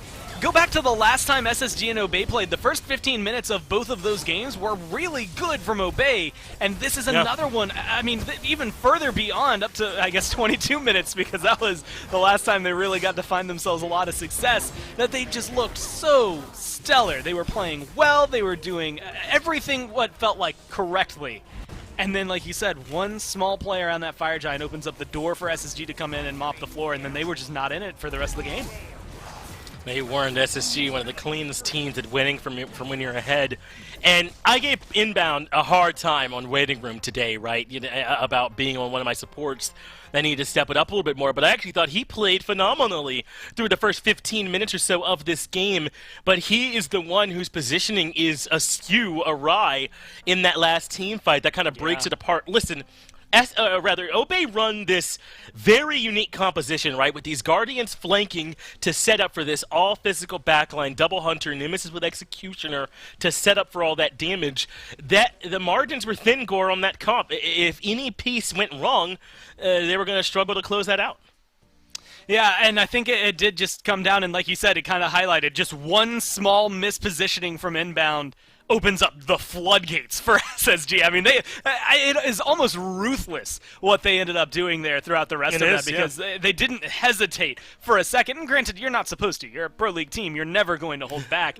But the fact that they just kind of came through, I mean, that is Itachi versus the Uchiha clan for the last, 7 minutes, right? I mean, he just slaughtered anyone and everyone. They maybe could have left someone alive just to remain, but that was just too much, almost, for SSG. But hey, they're up 1-0. I think it's, if anything, demoralizing for Obey, right? I mean, try going into a game 2 after controlling all of game 1 and then losing at the last second. Yeah, especially because I'm not so sure this composition is going to be nearly as successful again now that SSG have seen it, right? They know what to expect from this double Guardian sort of setup for all this double Hunter backline. Let's get into the picks and bans for game number 2 and see, Gore, if Obey are forced to make a ton of adjustments now that SSG have seen that composition and know how to expect Obey to play it. That's the question. I mean, do you even bring it all back? What do you pick in that you can bring back? I think Sobek looked really good. I think it's worth going back to if you're Obey. Maybe banning out here if you're SSG. Yeah. But, Athena, do you risk an Athena ban to let something else through that Ducky's played more often and maybe more successfully? I don't think you really lean that route. I think Obey could very potentially run the same thing back, but like you said, it does a better job if it's kind of surprising you, keeping you on your toes. Now they know what to expect in the first few minutes. That would slow down that duo lane. Even if you get Sobek ROM'd this time, I don't think SSG are really going to let you have that much control over there. And it was actually a really weird one, because even halfway through, I distinctly remember saying, I was looking at the chat and seeing people say, jungle diff and things like that, and I was like, you don't typically get to hear that said about Sino, especially when you're playing against someone like Cherio. So I'm wondering if maybe he's going to pivot, because some of that early game for Cherio did not look that great. His end play, I think, really helped make up for it, but he really needs to kind of help separate that throughout the entire game instead of all kind of backloading it. No, you're right. I mean, how often does Cherio get jungle diffed? Almost never, right? I mean, this guy is right there behind Sam, I think, in terms of our most impactful junglers that we have here in the league right now. And in that game, Sino was better for him. And then in that last team fight, things are outside of Sino's control as far as I could tell. It's not his fault things go awry. So unfortunately, it just wasn't anything they could do to save that one. But to catch up on these bans a little bit, everything looking standard. The Ra getting banned away, the Persephone, and the Yamoja all banned. And Obey keeping the same bans as well. The Afro, the Hera, into the Erlong Shen. And last game, SSG first picked this Amaterasu. I don't think you necessarily have to first pick this pick. You're not afraid of Ducky having it, but hey, maybe you do want to take this first pick. Get it back to Nika. The dude very rarely loses on this pick, so go ahead and give it to him as long as it's working. Yeah, I mean, again, he's lost once of all of the games he had played. I think last time you had said it was 15 wins. Now it should be 16 wins of 17 plays. He's literally only had the one slip-up. And I like the ROM for Obey. I actually really liked the ROM Sobek. I think that's something that you almost can't go wrong with over there in the duo lane. Agreed. I think it's a very easy pick for them and something you could very easily lock in. But they go for the Athena. And look, Finch, I love Athena. I love Athena's support. I think she works well in solo. Cherio himself has showcased you can play her in the jungle, sometimes not successfully, sometimes successfully. I think that might be a little bit too meta of old. But she's been flexible. She's got a ton. She's got a really good passive. She has block stacks that are built into her kit. Defender of Olympus is one of my, even though it doesn't maybe feel as impactful as it could be, helps you teleport across the map, gives some protections to whoever you're targeting. Like, all of what she does is very fun. But there's a reason that nobody else is top 2ing her. It's just she's not maybe going to be the most impactful support. If this is Ducky going over to the solo lane again, then maybe it feels good. He was able to control Nika a little bit there early on, had the level lead, had the experience lead, but that's a very confident top 2 to be able to say, you know what, we need this over the Sobek, knowing SSG can take it. I don't like this very much, right? If Obey are going to run the same composition again, I think it is fine if they end up making some adjustments, but what was critical here was the Nemesis ultimate onto the person Athena was taunting, and then you have the Sobek in the backline providing all that peel, and already SFG have done a good job, I think, of breaking that combo up a little bit by stripping away the Sobek, and now by prioritizing the top 2 of the ROM and the On Her, this gives the opportunity over to SSG to break up another key piece of this in that Nemesis if they want to ban it away. Obviously, Double Hunter can still win, but I think Obey are going to have to make some adjustments into how they play this if SSG respond the way they think they might and try and limit some of the comp that Obey had last game. Well, they go back to the On Her, and this is actually interesting. The first time you go back to that duo lane, the very beginning, Dardes transforms over in the On Her, and everyone's like, all right, this is exactly what was set up. We've been talking about it. He was one of the ones that made it look good. And then he missed like every single spear of his ult, and we're like, maybe it's just a little rusty. Maybe, warm up round. Either way, again, worked out for him here. I think it's going to be another case of maybe being more beneficial to SSG for Obey to go right back to it, because now he's played a little bit of On Her. He's been able to get in game 1, so he'll be able to bring that in for game 2. Also, he has Sobek and Amaterasu, which I think are both great transform targets on that side. I like the picks. I think Obey is doing a good call because they did control most of that game. You shouldn't shrug that off. It's all positioning and in-game stuff that needed changed. But you lost one of the biggest pieces that you had early on, so I want to know what they're doing. If this is Athena support or if they're going to be able to scoop something else up maybe a little bit later on. Well, I think this Fafnir ban is pretty heads up as well, Gore, to take that away. I mean, in a world where this Athena was going solo to Ducky and there is no more Sobek, then a Fafnir is a great pick for them to still be able to provide some peel inside the ultimate, and obviously with the AoE coerce.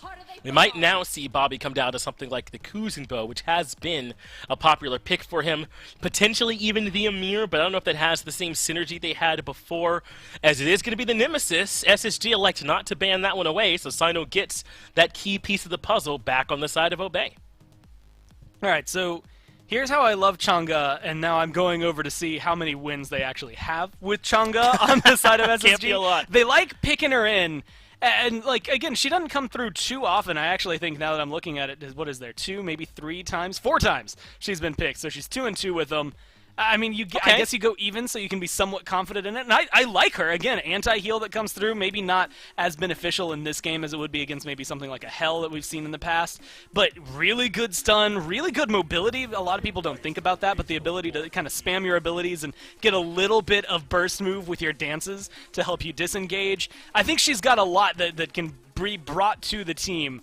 But I do think that this Nemesis is going to be able to handle her pretty well. I mean, you force out her 2, that immunity disappears, and then you can just start getting aggressive into her. As long as that cooldown is down, you should be able to control that matchup. Well, it's the Hachiman selected for vote. The Chang'e, as you already covered, has been selected here too. And now Hey, Gore, is this who's going in the jungle here? I mean, is it this Morrigan? Is that what it's going to be? Which one of these? Oh. It's Cheerio playing over here for SSG. And Obey, I mean, I think we knew the Amir was likely one that Bobby could come down to, but this SSG draft a little different, I might say. It's gotta be Jungle Morrigan because she plays a lot like an assassin, but part of me's really hoping for Jungle Chang'e just because I want to see them. I want to see him do it. I want to believe that that's a thing that could happen. And it'd be interesting. I don't think it would work very well, but it'd be interesting to say the least. Either way, I think Morrigan can go over there. It's going to be an interesting one. Again, Cherry is one of the most flexible jungle players, so this could be a really hot pick for them for SSG. It also could kind of trip up Obey not knowing how to deal with it. Yeah, maybe it could. Maybe they put the Ama jungle. Chang'e could go solo, but I guess normally you don't want to put mages over there, but if you think it'll be an Athena, there is less pressure in that lane that would normally come from a warrior, I suppose, so it's still an option. SSG has me guessing, and I think they're hoping that they've got Obey guessing as well, but do you think this comp can work a second time with the Amir here instead? I don't know. The Sobek, the benefit is that you have that engage from much further away. Ymir is very telegraphed. Like, I mean, you can get a great wall, great freeze, and usually that can be enough to set up those kills.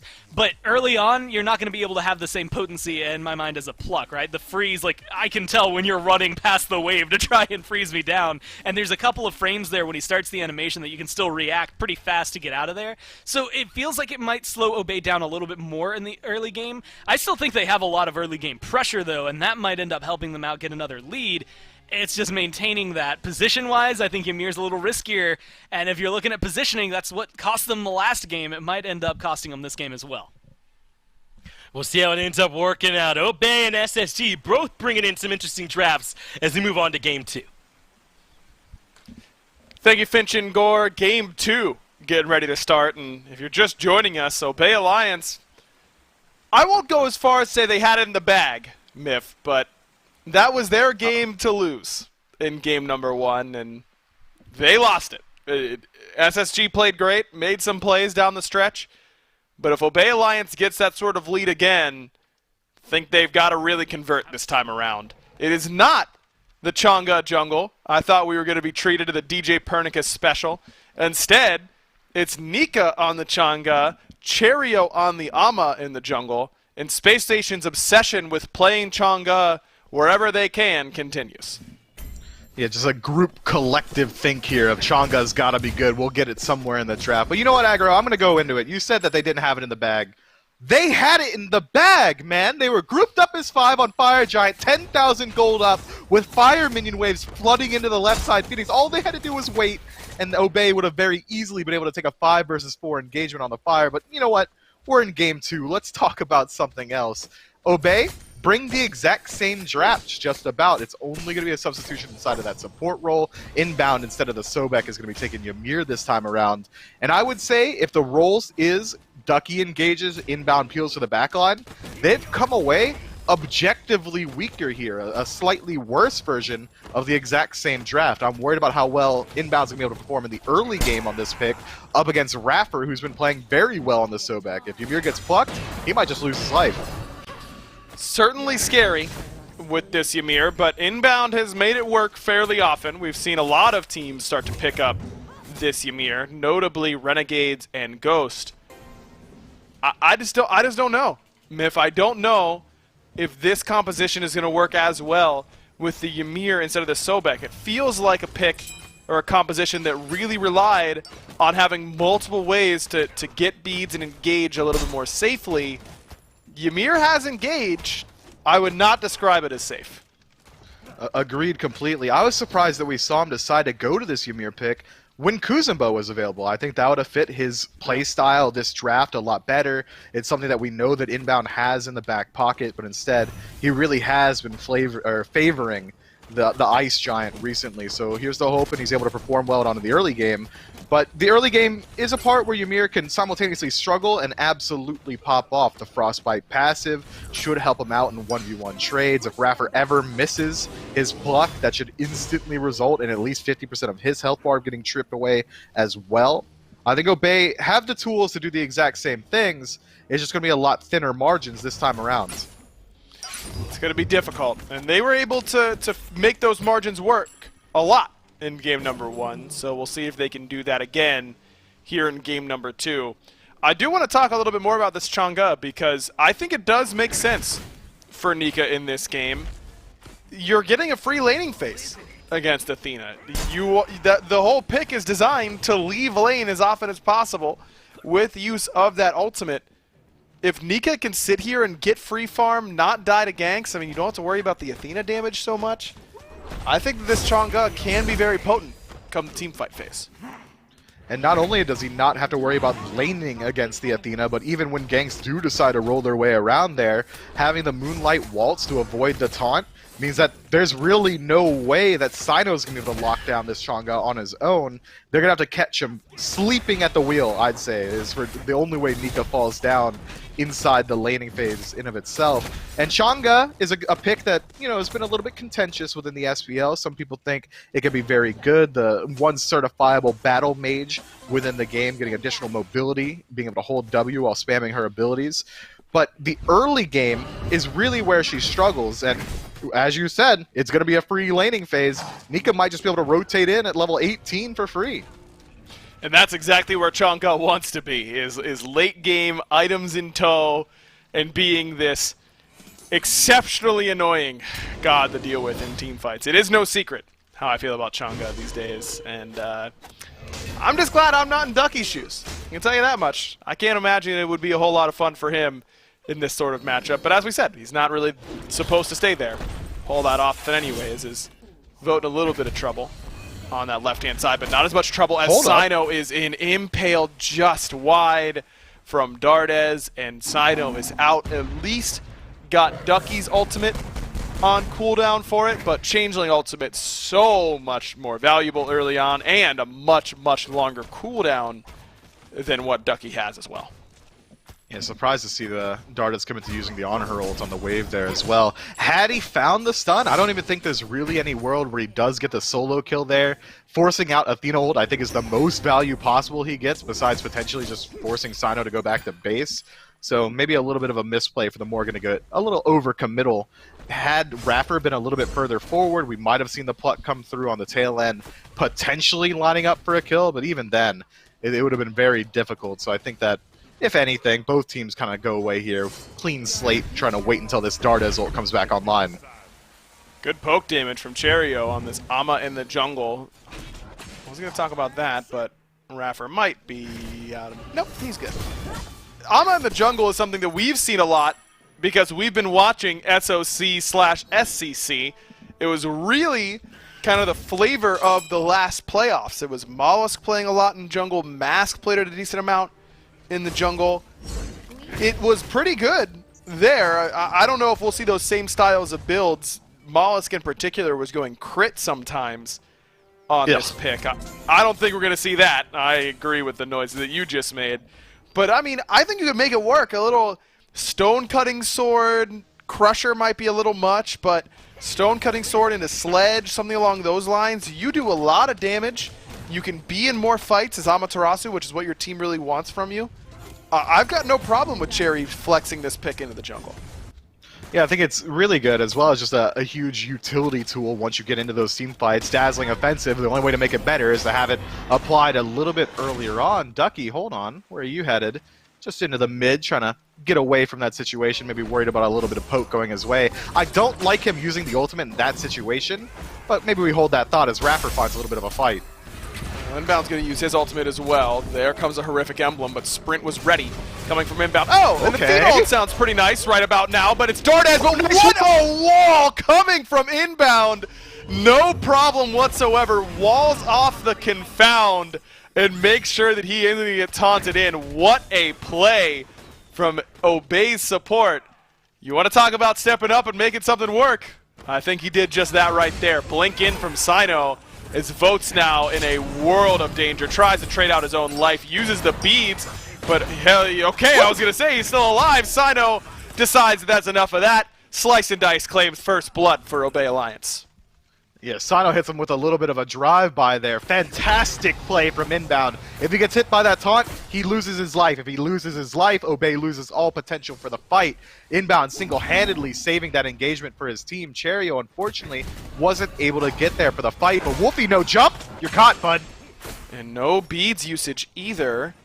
That's because Wolfie knew he was fine all along. Dark Omen a little bit wide left, and Dardes may have overcommitted. Sino not enough damage in the kit in order to get that kill. I want to talk about some confidence there for the young man in the mid lane for Obey. Holds the beads with everyone right around him. Wolfie still ends up surviving. Braver man than I could ever be. My beads would be on cooldown 3 separate ways as I vibrate on my beads button, essentially, trying to get out of there. I respect the play. I respect him not even using the ultimate to try and avoid out that CC, and now Obey's fight potential doesn't take even a little bit of a hit. Fortunately for SSG, a slight overcommit onto a kill does at least result in a red buff invade, so they should be able to get control of that timer and potentially try and work their way in continually. Obey doing what they did in game 1, going for objectives, inbound on the receiving end of a pluck, but he's got help coming. As what just happened to Wowie? He just got popped by Vote. Double kill for him as he's claimed Sino as well, but Ducky's going to get some revenge. Level 11 now nice on pillar. This Athena. That pillar is a work of art from Wolfie. Taunt in from Ducky as well, straight into a wall. I don't know if Cherio's going to have enough damage on the back end to take down either of these frontliners. Obey Alliance get the objective, and they trade 2 for 1. Inbound, thinking about going back in here. He's alone, so if he gets hit by the pluck, Stone Cutting Sword on this Amaterasu might be enough to get the kill back for his team, but he's able to walk out of there just fine. Interesting that Cherio does decide to go for the Stone Cutting immediately. Normally, gods like Amaterasu really benefit from picking up the Golden Blade just to expedite a little bit of that farming process, but hold that thought. Wowie, you're surrounded. Cherio still present on this left-hand side. Nowhere for Wowie to go. No beads up. Horrific Emblem guarantees the kill, and Cherio puts his first mark on this game with a kill in duo and a purple buff invade on the back end. Definitely not ideal, as now Wowie has taken back-to-back deaths, which is usually the worst thing that can happen to you. Wolfie's jumped away, and inbound wishes he had the luxury. No stun coming from Cherio that time as Dardes goes, let me show you how it's done, buddy. Gonna put the stun on Wolfie's head, but not enough damage for him. Vote has some good damage over the wall, but still a slight bit short as Obey walks away. Looks like they secured red and didn't lose a member. Well played, as here comes Sino and Ducky on the rotation. Nice little ultimate from Sino, now trying to Voltron together with Ducky. The Athena ult comes through, but he's surrounded by 3. Nice tail whip, is able to peel it out. Oh, Vote just not able to curve that archer shot wanted style around the wall and ends up letting Sino go. That Dark Omen explosion damage may have been enough with that Hachi ult in tow, but either way, a lot of scrappy fights so far in this one here, Miff. Nothing to really show for it in terms of a massive lead quite yet. In fact, despite Obey getting first blood, getting the first objective of the game in the form of that Gold Fury, it's SSG who have the slight gold lead and a more noticeable experience lead. 3,000 XP at the 11-minute mark is huge. We're talking about 1 level in between the junglers, a level in the mid as well, and now 2 levels, the largest disparity out of that ADC role. Wowie's been forced to rotate to these fights defensively every single time, which is creating space for Vote to go ahead and farm up for free. And unfortunately for Wowie as well, he's just about every death for his team, 66% of them to be exact. It's been pretty obvious where SSG want to put their aggression this game, and it's been largely centered around this duo lane, be it on the purple buff or red, and it seems like that's the strategy going forward. We've got 4 grouped up over here.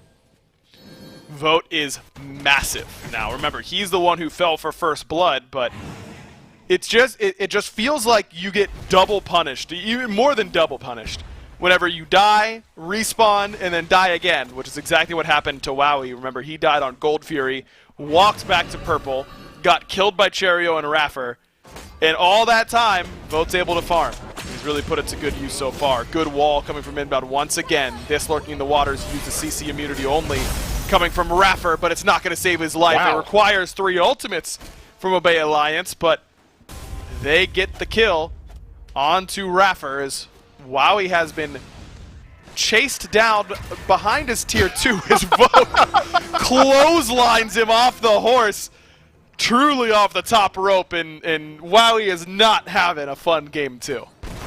Yeah, Cherio catches him just trying to rotate out of that Phoenix, immediately loses 80% of his health bar. Vote very happy to pick up a free kill and a tier 1 tower. Obey, on the other hand, pick up Pyromancer for themselves, and a little bit of a counter rotation is going to be inbound and Wolfie rotating in. Good luck catching Cherio, that man's fast. Yeah, he's out of there. Stone Cutting Sword movement speed, Ama movement speed, Ancient Blade he's working towards. Something in that tree, if I had to guess, it'll probably be a Toxic Blade. He's going to be moving in this one for sure. And poor Wowie, man. If he were streaming right now, he'd probably be checking the viewer list, accusing someone of stream sniping, catching him between the Phoenix and the tier 2. But that's, at times, just good Smite. When you know someone's reset, you know they're walking back to lane, and they're level 10.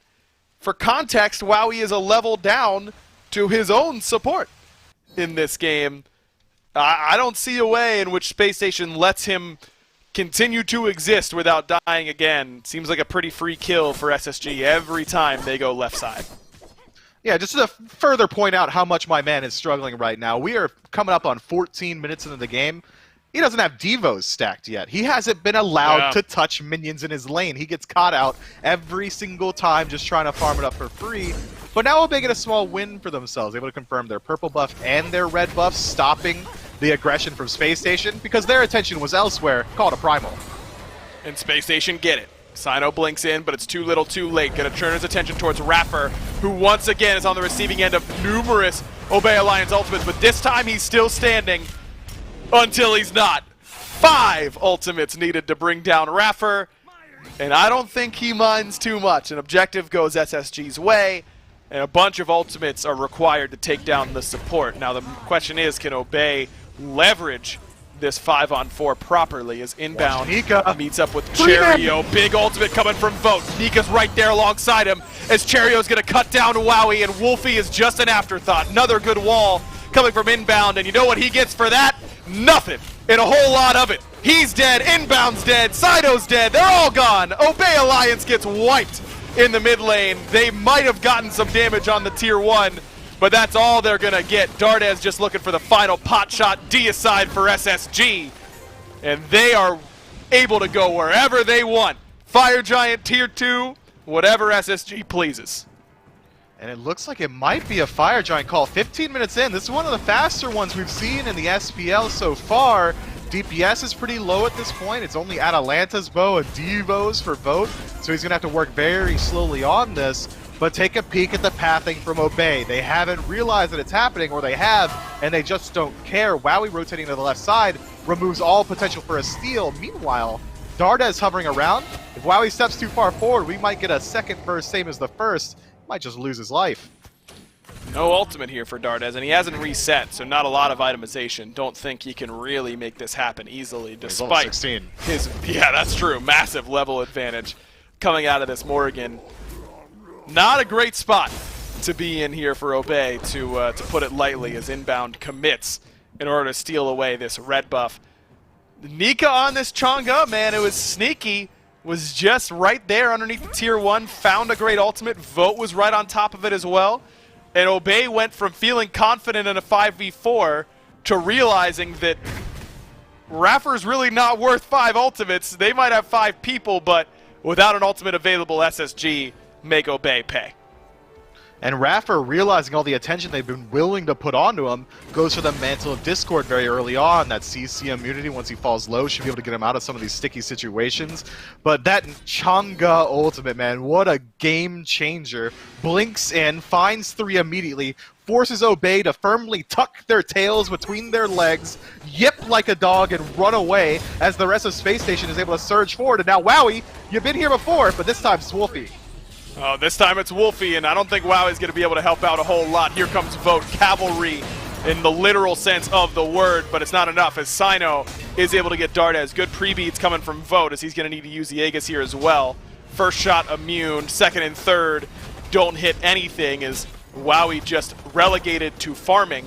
Level 16 Athena might be able to do a little bit of damage to Vote without any relics, but seems pretty healthy to me, courtesy of that Fire Giant buff. So 1 for 1, Dardes for Wolfie, not exactly a trade that I think Space Station is stoked about, but Doesn't matter too much if Cherio can continue to get this kind of value. Tier 2 on the right-hand side falls.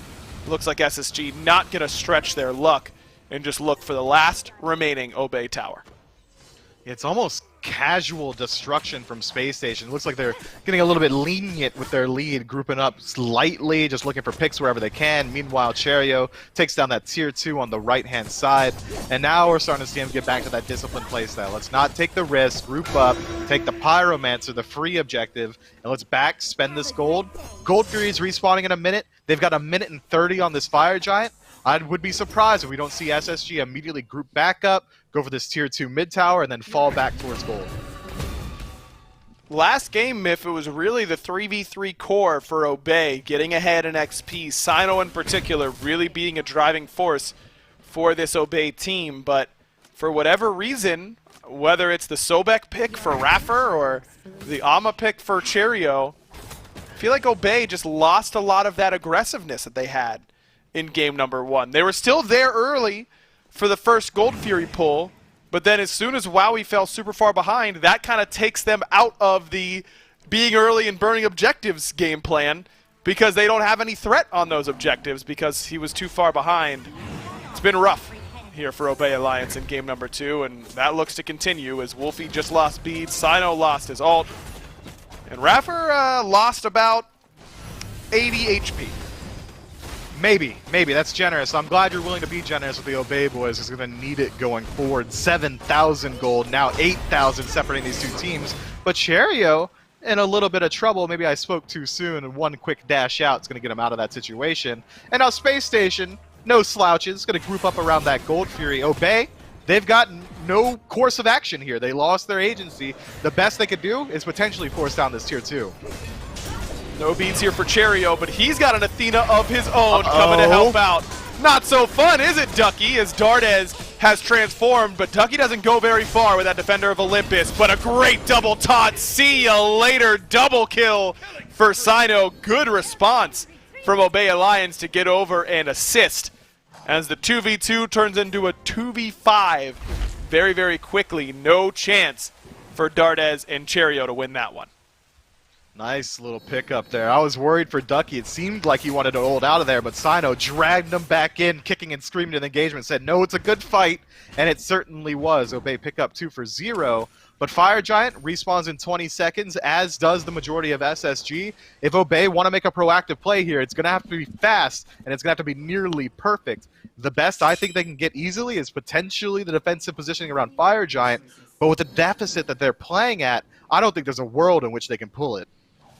Look at the player damage charts. 3 red jerseys, including the mid and the ADC, all at the bottom. It's been a tough sledding so far for Obey, but they're going to look to change that now. Fire Giant down, below half HP. In comes Nika. Another blink for him. His inbound trying to secure it, and Obey Alliance do manage to get the Fire Giant. Ducky able to use that ultimate to try and help peel and get his team away, as Nika's ultimate already down, looking at a 5-stack of Obey longingly, but no Waxing Moon available for him. Cherio blinks in, slowing inbound down. A great taunt from Ducky. Pillar usage fantastic as well. But Dardes is mad, looking to get at least one back. Vote gonna cut down inbound.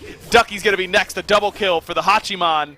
And Obey Alliance get the Fire Giant, but it costs them more than an arm and a leg. Right side Phoenix will be added to the check unless Obey can step up and stop him. Wolfie does step up the impale enough to get him off of the Phoenix right there. Is able to force SSG to take a couple steps backwards with 30 seconds left on Ducky, 20 seconds left on inbound. It's going to be a 3 versus 4 for the foreseeable future. Wowie, no relics. He's got to roll away. Vote going to have to disengage as well. Good defense so far coming from Obey, and with both inbound and Ducky back on the respawn, it's time to back it up. A little surprising that Space Station's unable to get that Phoenix, and that's because we're so used to seeing Morrigans have Polynomicon, which ups that siege potential considerably. Dardes has not picked up the Polynomicon, at least quite yet in the build. He went Soul Reaver, now working towards what I'm guessing is going to be a Soul Gem. And without that Poly, it makes it pretty difficult for SSG to crack the base. It is, and I don't think we're going to see a poly either. He's going to want some more percent pen likely in that last 6th item slot. Maybe potentially if this game goes a little bit longer, we'll see it go into the true 6 slotted. He might pick up the Polynomicon, but he did forego it last game as well, instead electing to play this more utility ranged damage version of the Morrigan, which I can appreciate, especially against a team comp like this. When you're worried about Ducky on Athena being able to find a taunt on you, it's very unlikely that you're willing to move in aggressively and make use out of that Polynomicon. So I like this slight adjustment from them. Obey, maintain Fire Giant on 3 members. Whether or not they're going to be willing to push, I really don't think so. They might just use this time to try and refarm a little bit, make sure everyone levels up. Wowie's still level 17, Inbound still level 16. Even Ducky hasn't quite ticked over to 20 just yet. And now, in mid, Sino loses a lot of health. And Dardes is going to look to try and make it all of his health. Ducky's ultimate is incoming, and the beads are good coming from Sino. Aegis from Dardes going to help out, but not enough. D-transforms, nowhere to go. Ducky finds his 2nd kill of this game. Sino now no beads, but still alive, still has Fire Giant, and Dardes is not up any longer for SSG. No relics for him. Obey Alliance, remember, they're down 6K right now. A little bit less important than it was 5 minutes ago when they were also down 6,000 gold. But this has been an impressive showing from them, standing tall against a big lead coming from Space Station. But it's a good defense there as well to pick up the kill on a Dardes, but with 30 seconds left, maybe the best they could do is take down a tier 1, then back up to the Oni. I don't think they feel confident going for a tier 2 just yet, and these tier 2s are becoming more and more important as time goes on. Obey wants to expose the base of SSG if they want any way to find a win condition. If even one bird is exposed, it means that if they win a team fight cleanly, they can potentially win the game as well, which is why we see them grouping up here, but this is dangerous. Dardes has already respawned. No ultimate for him quite yet, but can always transform into that Athena. He's done multiple times in this game. Tier 2 tower goes down without a whole lot of noise from SSG as Inbound has set up a trap. He's walled off Raffer, and Raffer's got nowhere to go. Vote on the run from Sino and from Wowie and from Ducky. Finally, Vote goes down, but it costs Wolfie his life as Raffer's able to set that up. Dardes has returned. He's joined the fray, using that Changeling ultimate, and now the script is flipped. Map sides are upside down as Sino has his back to the enemy base, and Dardes has already found Wowie. It's a little bit too split up for Obey, and SSG are picking up the pieces quite well. Ducky get a fall as well, and it's just Sino left standing against 4 members of SSG looking to secure the sweep. It's the exact same issue Obey had last game. This draft, this style of draft that they're running, cannot take split up engagements. They need every individual tool together to work as a whole. If Inbound's diving, it means that all of a sudden your back line has no peel. If Sino's not there, you're not getting the defense shred to get all the potential out of these double hunters. If Ducky's not there, not only are you missing out on peel, but your engage potential is lost as well. You're not locking down a target for these hunters to burn through. So when Sino and Ducky commit fully towards the back line trying to find a pickup on SSG, they find their kill. But meanwhile, SSG just wins the team fight in the back. The rest of Obey, left high and dry, aren't able to deal with the pressure. Dardes finds a fantastic 2-man stun onto Inbound and Wowie, and from there, it was over. The damage output was too high. Obey have to stay together if they want to win. They didn't there, and got a little bit dicey for them. Hey, they still got Vote, but that's about all they got. Now you look at their relic situation on Obey. It's not looking a whole lot better. Space Stations isn't exactly pristine, but looking a little bit better off for now. Sino, first one in. Dardes gonna transform instantly into that Amaterasu, and Sino is down to a sliver of HP, but Wolfie saves his life, but only for a moment. Cherio does eventually get the kill onto the enemy jungler. Good damage coming out of that ultimate from Inbound, but it's not enough. Huge as wall. he goes down, or watches his teammate go down. Great wall coming from him. Still 3 for 1 in SSG's favor. And now Inbound plugged in. It's going to trade out Rapper's life. Inbound able to get out, gets the wall off, doesn't save his life. Vote picks up the kill, and now we're knocking on the board of the base. Wolfie, no jump, might lose his life. Oh, he's got nowhere to go. D aside for SSG in a very, very contested 27-minute game. You want to talk about action. We barely had time to talk about anything else. Lots of fighting here in game number 2, but The result is the same. Wowie head in hands as Obey Alliance drops 2-0 to Space Station Gaming.